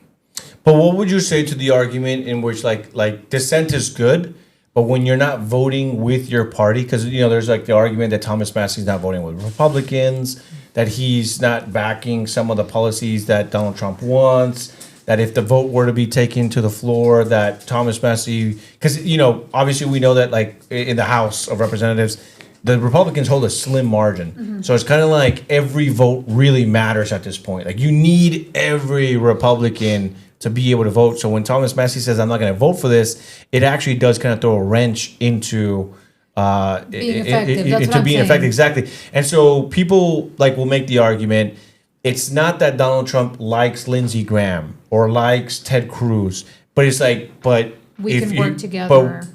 But they will vote with President Trump. In order for a president to be effective, you need to be able to pass the legislation. It's like, look, this is what we got done. But then, of course, there's a counter argument where it's like, dude, then maybe make better policy. You wouldn't be fighting with Thomas Massey on votes if the policy was actually good and it wasn't just passing XYZ or expanding FISA or prolonging it or going into war, etc. Thomas Massey resonates with people. He's bringing up real concerns. That's why I like his voice. And he's not just a yes man. But you're right. That's what I was talking about when I said ineffective doesn't make us more ineffective, that we're willing to tolerate. But the thing is like you also can't be the Trump administration and say, oh, well, vote for us. We're going to release the Epstein files. You get voted for. Then Massey's like, oh, well, let's release the Epstein files. And all of a sudden the Trump administration is, let's not do that anymore. And then you can't come in and be like, oh, well, no new wars. And we're in a war. Where Trump is coming from, because he wants to be an effective president and he needs to replace Thomas Massey with somebody who's going to help him get everything he needs passed. I understand that. But I like the dissent. I like having somebody who's going to call out and not just vote along party. Massey is against FISA. We talked about it 2 weeks ago. We talked about the auto kill switch in the cars, where you could go into a vehicle, and if the AI or whatever says, "Hey, you had too many beers," it could literally kill your car. And we all know that's going to expand to something far greater. So Massey's been one of the few Republicans kind of expressing the surveillance powers. I remember it was 2 weeks ago. It was on this podcast. We talked about it. Massey was one of the no's. Chip Roy was one of the no's on expanding. There's a ton of Republicans that do want to expand it. This is happening under the Trump administration. So, look, we'll see. I still think he'll win, but that's why I think the Trump administration, with Trump and everyone else, they're throwing tens of millions of dollars into this race because they're worried. Yeah, they have to. I mean, if they want to get anything passed, they need to replace Massey. That doesn't mean that I agree with it, but I think Massey's a necessary voice. And I think that going back to the Tucker Carlson and Thomas Massey interview, one of the things that he really elaborated on the whole AI and the cars thing. So he was saying, and again, this is why I urge people. I understand our time is very limited, but I make it a point to listen to this, but also it's good for us as a host to listen to them and bring back the cliff notes so that hey, we're listening to you. If you guys can listen to them and bring us back to cliff notes, that's also good too, right? So I'll watch it so you don't have to, or maybe you don't have the time to. I'd much rather you spend your time watching us than going out and watching other people. But what he was saying was that when they were bringing in these legislators and these lawyers and these things is, he was saying that Tucker Carlson asked Thomas Massey, why was it so hard to push back on that? And it's like, well, because this piece of legislation it was being pushed by this advocacy group by moms, and I think it was kind of Mothers Against Drunk Driving. Mm-hmm. Yeah. And it's like, dude, you know how hard it is to get these moms who've lost their children to drunk driving, and they're in your office and they're begging you, please please, like this legislation would have saved. And so what do a lot of politicians do? They cave. Because they're just like, bro, there's no way I'm telling some mom that lost like her whole family or her daughter, and then they come with like the shirts like with the faces, and they're like, dude, there's no way I'm gonna tell, this is that. But what Thomas Massey was saying was that like, so naturally you're gonna have a lot of these people cave, right? And they're just gonna be like, yeah, sure, let's pass it. It sounds good in theory. It's like, but when you get to like the nitty gritty, when I was talking to like legislators, the people that write the thing, I was asking them these questions during like a committee hearing. I was telling them like, well, what happens if some mom in a minivan has her soccer kids in the back, and she's trying to get things done, and she's like ordering food or whatever. She's handing things back, and then the AI says like, "Hey, you're acting erratically. We're just gonna go ahead and shut down your vehicle." And you're in the middle of the highway, that vehicle goes off. Who do you call to reactivate your car? Like, is there like a customer service? Is that? And the legislators were basically like, we don't know. Not well thought out policy. Exactly. It's not a well thought out. And Thomas Massey went into that. Like, dude, we presented multiple scenarios. And every single time, the people that are advocating to pass this, and they're like, we're going to put this in the bill, this is not. They're like, well, we don't know. Well, we haven't we don't know. Well, we don't think that's going to happen. And Thomas Massey's like, dude, that's not good enough. You can't tell me that if some mom is traveling with her kids and maybe she's a little bit tired and maybe she swerves a little bit because she's driving home late and her husband's out of town, whatever, she's out there in some back road with no cell service, the AI picks up and detects, hey, you're not eligible to drive because you're acting erratically. Now you got to pull over to the side. Your minivan gets shut down. Who is this person going to call? How do you get them back? Like, is there some kind of... Again, like what? And they were just like, well, that most likely won't happen.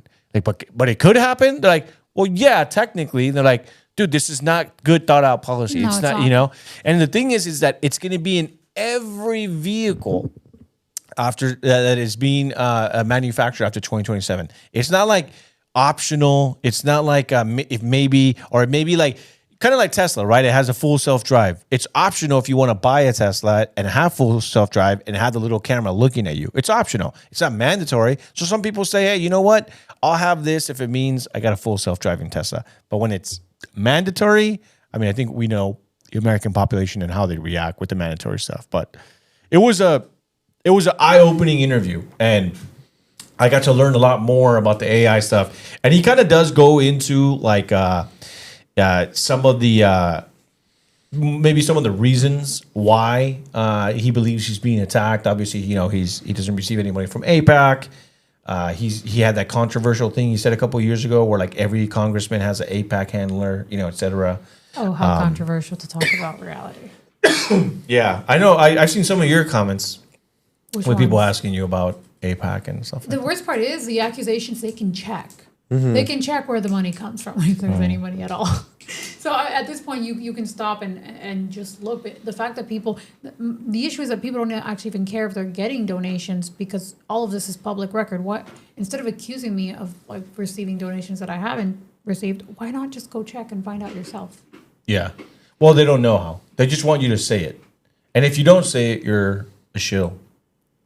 So why don't you just tell us, bro? How much are you getting from Israel? Just tell us, dude. They Just haven't tell sent me my check yet. I'm waiting, guys. How much did they promise? waiting. 7K on the dot. You think I'm only worth 7K? Yeah, she charges double. 14K at least per post. At least. At least. Jorge, somebody is asking a second donation of the stream. Have Jorge put his documentary films on his link. I don't know if they mean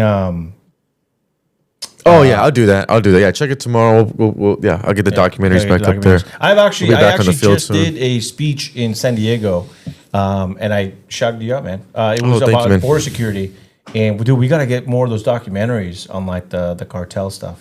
We'll be back out soon. Yeah. Soon. It'll be fun. One of the questions we're gonna go into this next story here, the hantavirus. But one of the comments says Anthony is really biased, and if you don't agree with his statements, he calls you stupid. That's not true, you stupid. You're so stupid, dude. That's not true at all. You're so stupid, bro. Why would you say something so untruthful like that? But anyways, hantavirus, the next pandemic, question mark. Hantavirus, latest updates, more cases likely to emerge, but no sign of a larger outbreak. WHO says? U.S. health officials, dozens of passengers, including 18 people in the United States, were being monitored in medical facilities on Tuesday for hantavirus, tied to the deadly outbreak on board the cruise ship MV Honduras. I think it left like Argentina. How deadly is it? I think they said something like if you get the mortality strain of it, it's like 40% Oh, so people it's pretty die. high. So I think there's like 11 people sick and 3 are dead, which is about like 40%, something like that. It says a total of 16 people are currently at the University of Nebraska Medical Center in Omaha. 15 are in quarantine units, which is for people who feel well and is similar to a group of hotel rooms. I know that there was like a team out of I forget, the Netherlands. There was like a team of scientists from some university of the Netherlands, 11 people. They all self-quarantined because they were suspected of having it. It says on Monday, a French passenger also tested positive for the virus. I know there's a man in Jerusalem as well. I heard that there was 4 people at Loma Linda here in California. Yeah, there's 4 people in California. Yeah. It says we cannot force countries to take on our protocols. We can only advise and recommend. But what I guess the good thing is it says health officials in Arizona, California, Georgia, Kansas, Maryland, New Jersey, Texas, Virginia, Washington are monitoring residents for potential infections linked to the cruise ship. None of these states have reported any cases, thankfully. But it looks like the WHO is kind of just saying like we're monitoring it, but they keep stressing like this is not going to be like another COVID, because there's already like videos of people saying like we're not doing this again, we're not doing the mask, we're not doing the things, but I did want to bring up what I posted on my stories, and you agreed to it. And so we'll talk about it. You guys can give it about. But what I was actually, let's start off by like getting your guys' comments, what your guys' feels. I know you got some notes, and then we'll go into my Instagram stories and what we talked about. But go ahead, bro. I had the Tim Dillon take. They should have blew up the cruise ship. They should have just blown it out of the water. So that's fine. I don't think it's gonna be COVID or anything shut down. My only take on that would be the conspiracy theory. What is that? Yeah. Okay. That's what I was talking about in my stories that you agreed with. Oh, okay. But I wanted to hear your thoughts Yeah. first. Well, that is my thought. Okay, right? go. Because Go, it's let it go off, let it go off. It seems like a setup. It's so weird that there's, out of an entire cruise ship of people, only one person documented their experience. Just one, right? Yeah, there was a guy. I feel like the government would be smarter than this. If this was a setup, they'd hire more people, right? But they want to make it look suspicious. Because what's the best way to take out a group of conservatives? Right now, after COVID, nobody, the people making videos saying, "Hey, I'm not wearing a mask anymore. We're not gonna abide by any shutdowns. Like, we don't want another COVID shutdown," are conservatives or people who are moderates. How do you, as a government, get rid of dissent? At first, you stage a virus that's not as deadly. You make everybody stay inside. You create a distrust for government. Or you weed out all the people who have a distrust for government. Then there's a deadlier strain that would actually take those people out. So now you've gotten rid of everybody who won't align with the government and won't fall in line. And there's the other part where, what's the other way to get rid of all the other people who don't align, who are conservative and don't align? So you're saying that the Trump administration is going to kill conservatives? I don't think This is happening to Trump. I don't think it's the Trump administration. Who do not support What Israel? government? What government? Well, because No, they're going to kill conservatives that do not support Israel. That's Benjamin Netanyahu. yeah, because the conservatives that support Israel would be Release in the the strain of my military, mom. right? I don't think it's because of the what happened with the COVID. I think what's more likely, and just because India's already doing it, is energy shutdown. Energy Oh, I've heard about that. energy close out, because oil and all stuff like India's already telling their people like, yo, chill. And I think we're gonna get like India needs to just chill. Period. not this To be virus. fair, they've like energy. You mean like they're limiting who uses? I don't know if you want to Google it, like India energy, but they're kind I'll of talking to the population of like to not consume as much oil and energy. So I think we might see some energy. To be fair, don't they have like 2 billion people? Yeah. We have like a quarter of their population. So there's a I don't know, but it's an interesting story. I don't think we're gonna see any COVID shutdown stuff after with I'm this just stuff. saying it'd be the best way to get rid of people who hate the government or don't trust the government or don't follow blindly. I don't think it's a But Trump that would administration thing. 'Cause What happened after Trump? He's the president. Who else? If this was happening under Biden, but we would call it COVID under but Biden. COVID, what's it called, was weaponized against Trump. His response to it and everything. Oh, okay. Even Yeah, that's a though- good point. So it's That's a not, good so it's not point. like it wouldn't be the first time. This would Just be saying the to come second. from a So- foreign government. Come from a foreign government. Yeah. China. So this Okay. is what it. China. So just real quick, Truth Seeker says Anthony can be the Latino Joe Rogan. Keep up the good work, Anthony. Thank you so much, Truth Seeker. But for what you said with the India citizens, Hey, it says we're just chopped liver as here. as of May 2026, Indian Prime Minister Narendra Modi has urged citizens to voluntarily reduce fuel consumption, adopt energy-saving habits, and embrace work-from-home practices to manage a mounting energy crisis Yeah. caused by geopolitical tensions in the West Asia. While these appeals for conservation have been made, the Indian government has officially stated that there are no immediate plans to force official fuel rationing and that sufficient supplies are in place. And actually, they're not the only one. We actually talked about this, I think, a couple weeks ago. I'm not sure if you were here or not, but we were talking about like Japan was looking to do the same. China was looking to do the same. There's a couple countries that because of the war in Iran, Strait of Hormuz, and there's even some conspiracy saying like this is why Trump needed to secure Venezuela before the Strait of Hormuz, was because he knew this was going to be like a long-term plan to kind of cripple some enemies and then some I feel nations, like that's etc. not conspiracy. That's strategic. Right, but the conspiracy is that it was done on purpose, as opposed to people saying like, "Nah, I don't think that's exactly what happened." But China, I know, was one of the bigger benefiters of Venezuela? the Strait of Hormuz, the Strait of Oh. Hormuz, but also Venezuela. Yeah. Venezuela was shipping out oil to China and Russia, from what I understand. So it is an interesting topic. It's kind of like it's looking like we're taking pandemic level measures, but for a completely different reason, right? When I hear oil rations, that scares me. Yeah. Imagine like your government telling you can only fill up your gas like twice a week. We're here in California filming this Dude, podcast. Oh my God, stop every. I'm letting you guys know we're in California filming this podcast. I believe I read an LA Times headline yesterday. I don't know if you want to bring it up. Like our last oil tanker right now is sitting right now in Long Beach at the port, and we're not going to get oil for a while. I just came from Palmdale, and I was in a little pocket called Quartz Hill, California, which is conservative, leans conservative. It's 6:39. This gas station down the street from our studio is 6:39.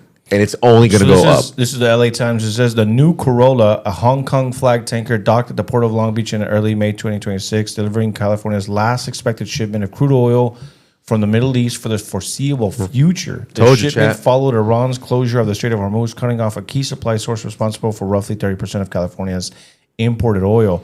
But what's interesting is that Donald Trump has actually called for California to reopen some of the offshoring, and I'm wondering if this kind of ties into like Becerra with like his oil donations in the sense that like whoever wins governor would probably reopen. That actually should be like a question that I think that they should be asking a lot of these candidates. Is like, look, dude, we're it's looking like we're going to be facing an energy crisis, an oil crisis. There's no reason Would why you we be should even available? import Exactly. Yeah, oil some of to like the begin with. largest offshoring like oil. And I actually remember I was in the Coast Guard when we responded. I don't know if you guys remember that there was like that big oil spill in Santa Yeah. Barbara like 10 years ago, maybe more than 10 years ago, like 2012, 2013 maybe. And since then, they shut off these oil reserves out there because they're like, we don't want to take the risk of having, because it costs like billions to clean it all up and stuff like that.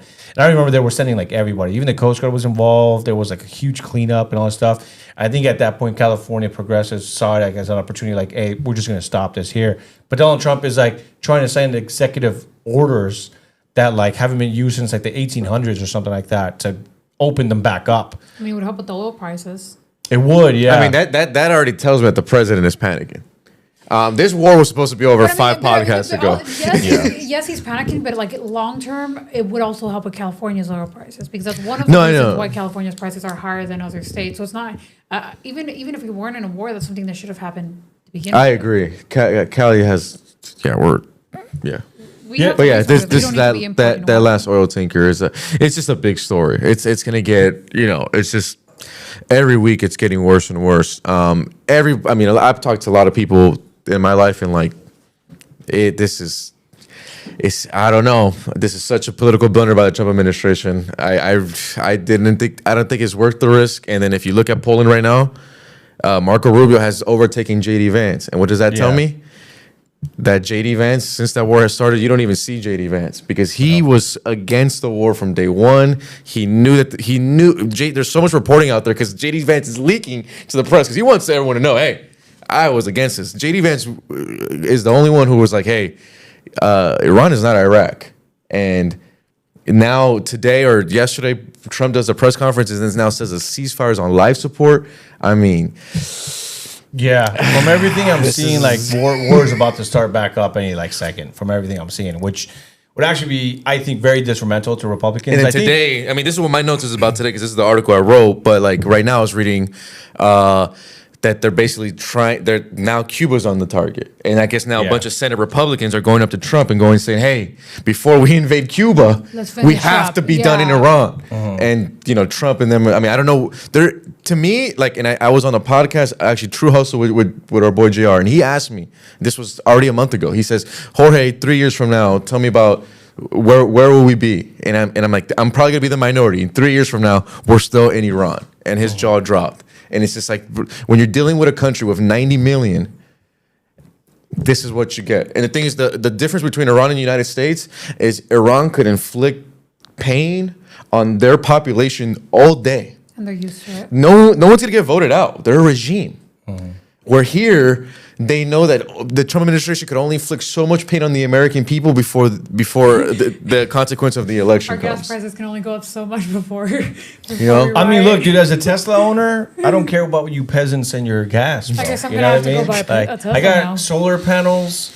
I don't have Like to worry U.S. right about now this. is young Mike Tyson. Right now, you know, was actually right a- now, like right now, bro, the He's got U.S. solar panels? Yeah, of course, bro. I need to move out to the And also outskirts. Trump. I think Trump's success in Venezuela also is the reason why we're in Iran because I thought he thought it was going to go exactly the same. And right now the United States and Trump like they were young Mike Tyson. They knocked out Venezuela within 30 seconds in the first round. And then they went into Iran. And Iran's like, hey, you know what? We don't got power. You're Mike Tyson. You got power. But you know what we could do? If we could get you to the 6th round, to the 7th round, to the 8th, to the 9th, to the 10th, we could gas you out. And Iran's plan is clearly working. And like I said, the economic. The thing is, it's not just gas. Everything is going up. Everything is going up. And it's just crazy that the Trump administration cannot get out of this blunder that they just put ourselves in. We're like $1 billion per day every day we're in Iran. But then you have like the sound bites from today where President Trump, I don't know if you guys saw that clip. President Trump was getting into, I think, Air Force One, or he was getting ready to go off to China. And they were asking him, like, in making the decision on Iran, are you taking into consideration, like, how much Americans are paying at the gases and that? And I think he kind of like fumbled that answer because he was just like, I don't care about like Americans. I don't care about like how much they're paying at the gas. That's not what I think. What he was trying to say is, I'm not taking anything into consideration when dealing with Iran outside of Iran cannot have a bomb. Like they cannot obtain a nuclear weapon. But the way like he rambled about it, it was a bad ramble because it sounded like he's like, I don't care what Americans are paying. I don't care about how much they're paying on the gas. I don't care about any of those things. The only thing I care about when dealing with Iran is that they cannot have a nuclear weapon. And so, of course, the headline started spinning. People started promoting it. The America First Coalition. They're like, you see how this guy doesn't really care about the American people? He's literally telling you in his own words he doesn't care about the American people. Again, I understand the way I kind of like understood it, like sitting back, I'm like, I think because the question was, what do you take into consideration when you're dealing with Iran, or how are you going to deal with Iran? Are you taking into consideration, for example, gas prices? That was like an example. And he was like, look, I don't take anything into consideration when it comes to Iran, except they cannot obtain a nuclear weapon. So I understood it like that. But of course, the media did its spin. Then, of course, you got the people that are very disgruntled with President Trump and saying, like, you see, this guy's literally telling you in his own words, he doesn't care about the American people. And so I'm like, dude, is he? No, you're like, is he? That's not what he was saying.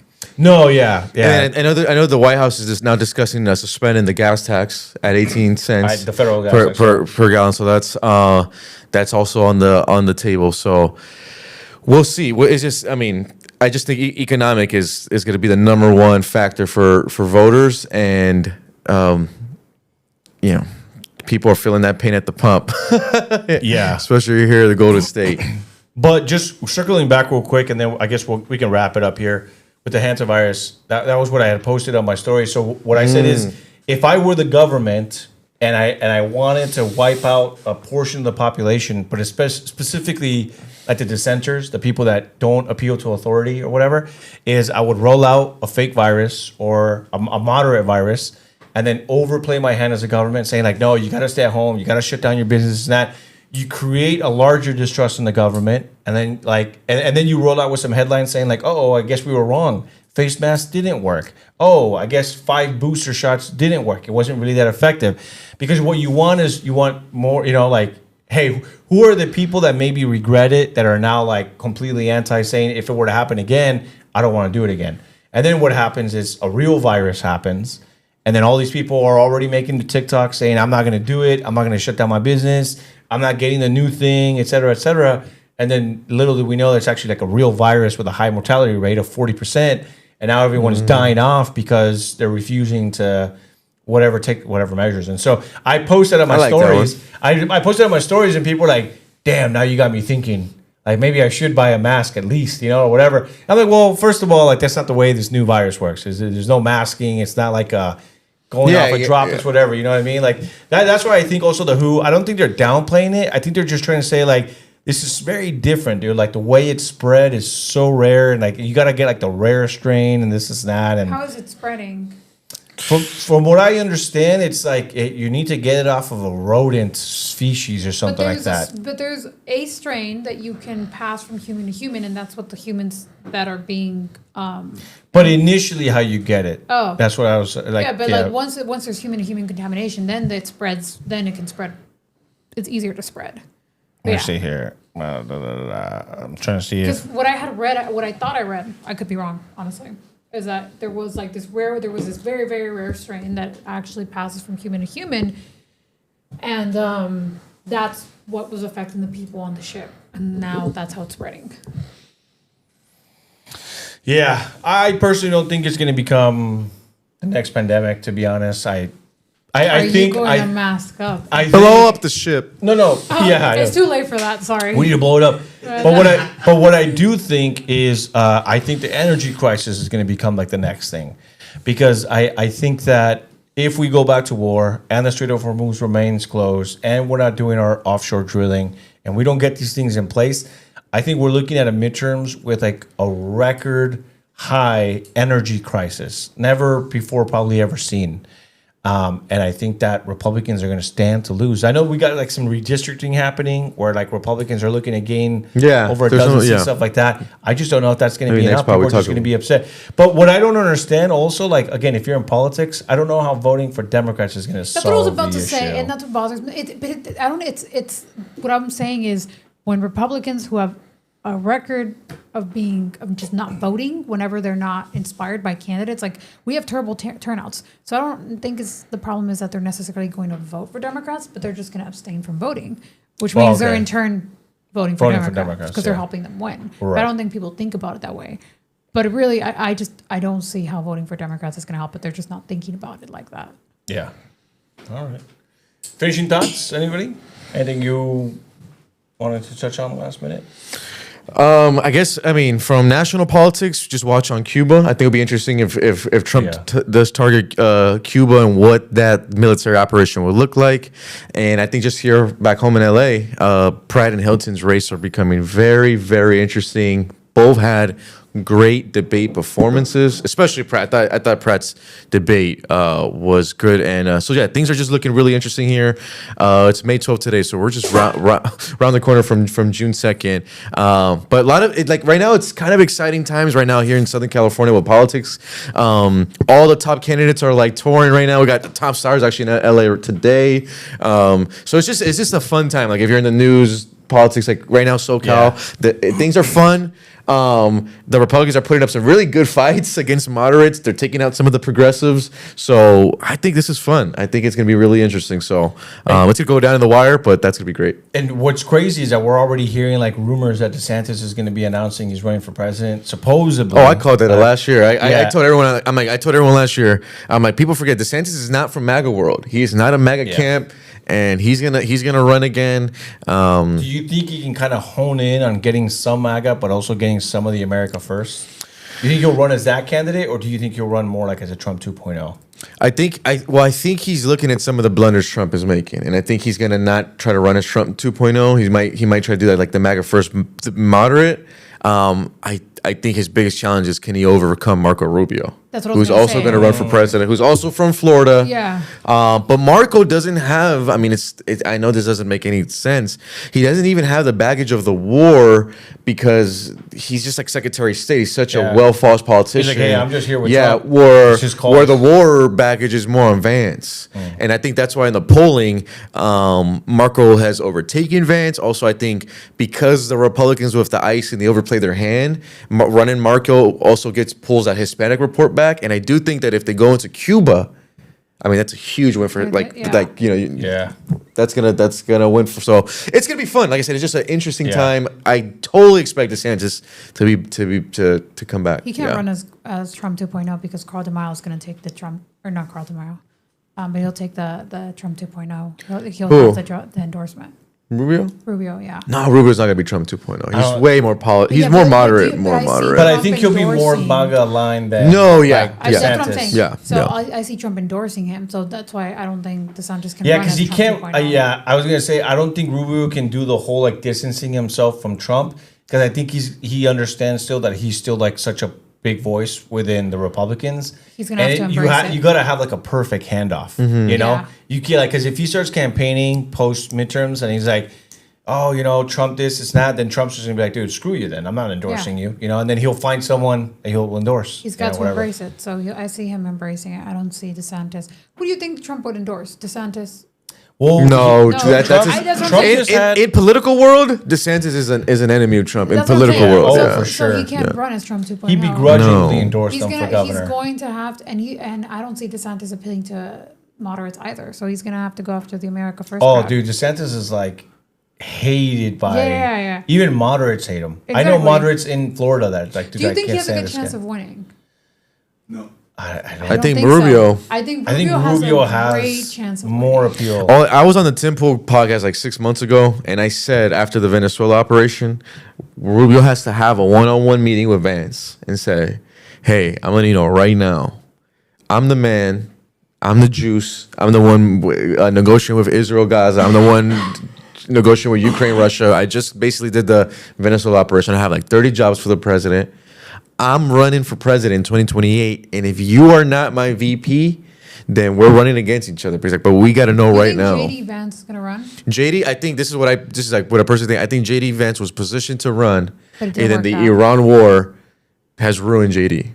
Because JD now can't go to the American public and say he's anti-war when there's like, wait a minute, you were the V. Now, JD is this is what a lot of Republicans don't get. JD's against the war. He doesn't like what's going on, but JD's a good vice president. He's going to support President So Trump. he's So staying people don't quiet. get that he has to be a teammate under this situation. But this is what people don't understand. This is just because I'm a journalist and I know how media works. There's a reason why we're getting so many stories of JD's against the war. JD was in the Situation Room and was against the bombing. We're getting all those stories because JD's leaking that to the press because he's the one. He wants the American public to know, or at least his Republican voters to know. Hey, JD was always against the war. He was never in lockstep. Now, P. Hegseth, lockstep. Secretary Rubio, But you lockstep. think Stephen JD Miller, Vance lockstep. can get the moderates because you need the moderates to win. I think JD was like I said, planning to run. I don't think he's going to run now. Because I think if he runs, I don't think he'd get the Trump. I think he can get popular. He both on also, the left thing and with right. JD You does think so? hurt. I think so. JD doesn't have too much great charisma where it crosses over to the other side as that's what I was much. gonna say. The Trump And, had charisma, that's how it yeah. crossed over. But Secretary JD Rubio today with the Maduro fit. That was funny, bro. And he's appealing. He's appealing. There's some commercials he's put out. And I'm like, dude, these look very presidential campaign. And you know what's crazy? We're not even. he was doing the DJ thing like a month ago or a couple weeks ago. He was doing like the DJ. some family. I think Trump is setting him up too. I think he's. I think getting so ready too. To hand it I off. think so too. And what's crazy is we're not even done with the primaries, and I'm already excited for 2028 presidential season. And it's gonna take off as soon as the Primaries November are over. midterms Yeah. are done. Literally, like It's off the to week right, yeah. after, I can envision Next us. day. The next Literally day, the next day. Yeah. Next week, the next day, whatever. Like announcements galore, bro. Just people like, yo, I'm doing like Newsom for sure. If he doesn't announce either before November or the first week following the November midterms, I'd be shocked because he needs to announce and then he needs to be like, I'm the guy.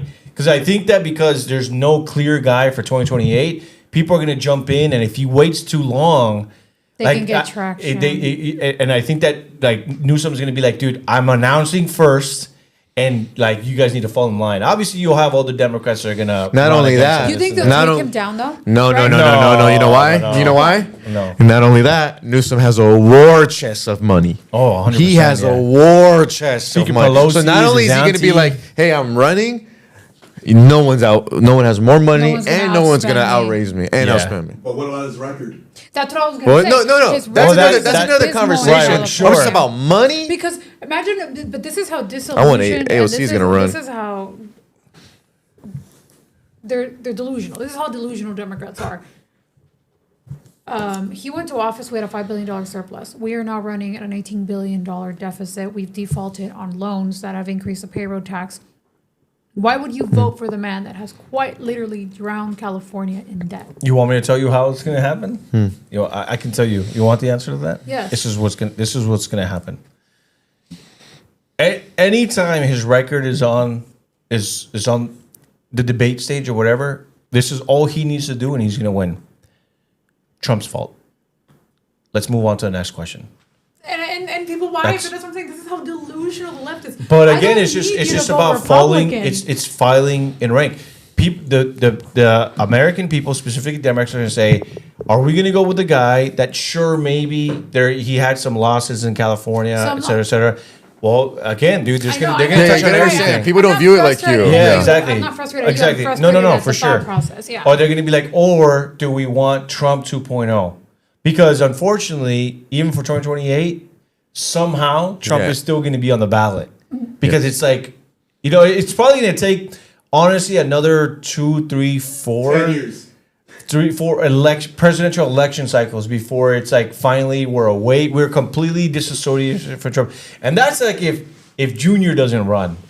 Or you know what I mean? Or like some other Trump is not on the ballot or whatever, That's They're the next if they Kennedys. stay away. But like it'll be some time before and so like it's always just gonna be brought up. And he's right. Like I think with JD Vance, if he chose to run not as Rubio's VP slot or whatever, he's gonna like the number one thing is gonna be like, why did you agree with Trump with this? Yeah. Why did you agree with Trump with that? Well, you were the vice president. Why didn't you do it?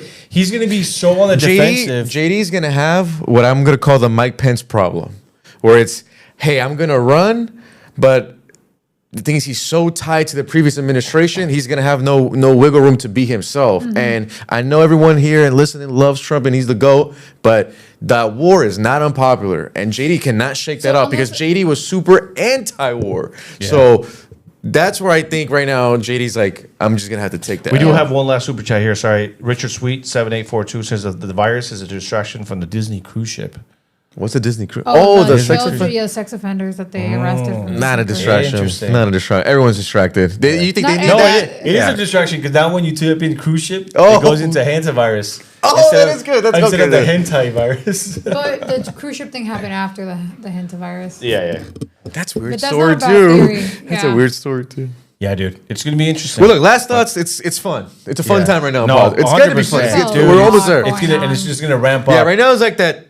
Yeah. That part of that roller coaster. So we're I'm telling you, bro, as soon as election day is done and we've determined who wins whatever it is, dude, and I can envision all of us like traveling the country like for announcements. Like she's gonna be you're in probably Sacramento, gonna get bro. taken in. Some presidential campaign is gonna want to Yeah. have you on as a consultant.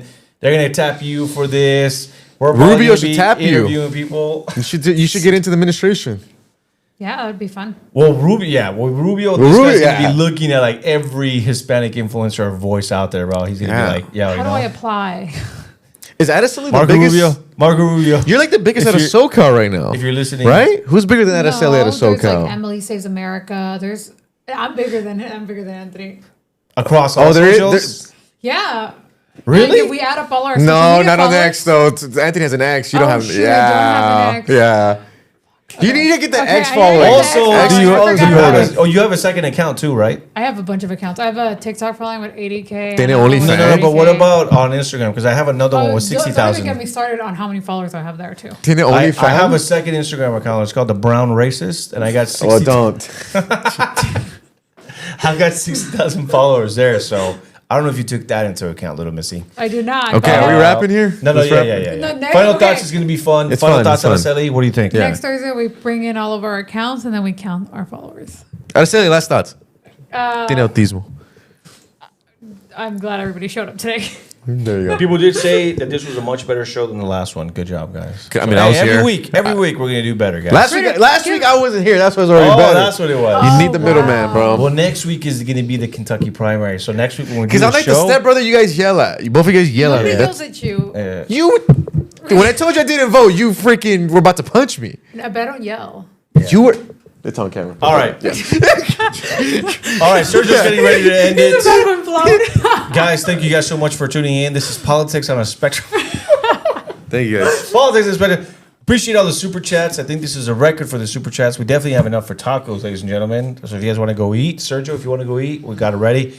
Thank you guys for tuning in. We're going to be coming back. We are doing a little bit of restructuring, so you might see us a little bit more throughout the week soon. And we need a show name, so comment Politics on a below. Spectrum. I What's like wrong with politics on a spectrum. I have not voted Politics on on that. a Spectrum. I have Even not voted Sal on said it was Politics on a gas. spectrum. I'm gonna mute. Do you vote for it? No, yeah. All right, guys. Thank you guys for tuning in. God bless you guys. We will see you guys next time. Make sure you hit that subscribe button if you haven't subscribed already. Join, chat. God bless you guys. Have a good rest of your week. Peace. Nice. Ethan outvoted. It's politics on a spectrum. You're the only one who disagrees. What's wrong with politics in the spectrum? That's kind of funny. Especially because you're acoustic.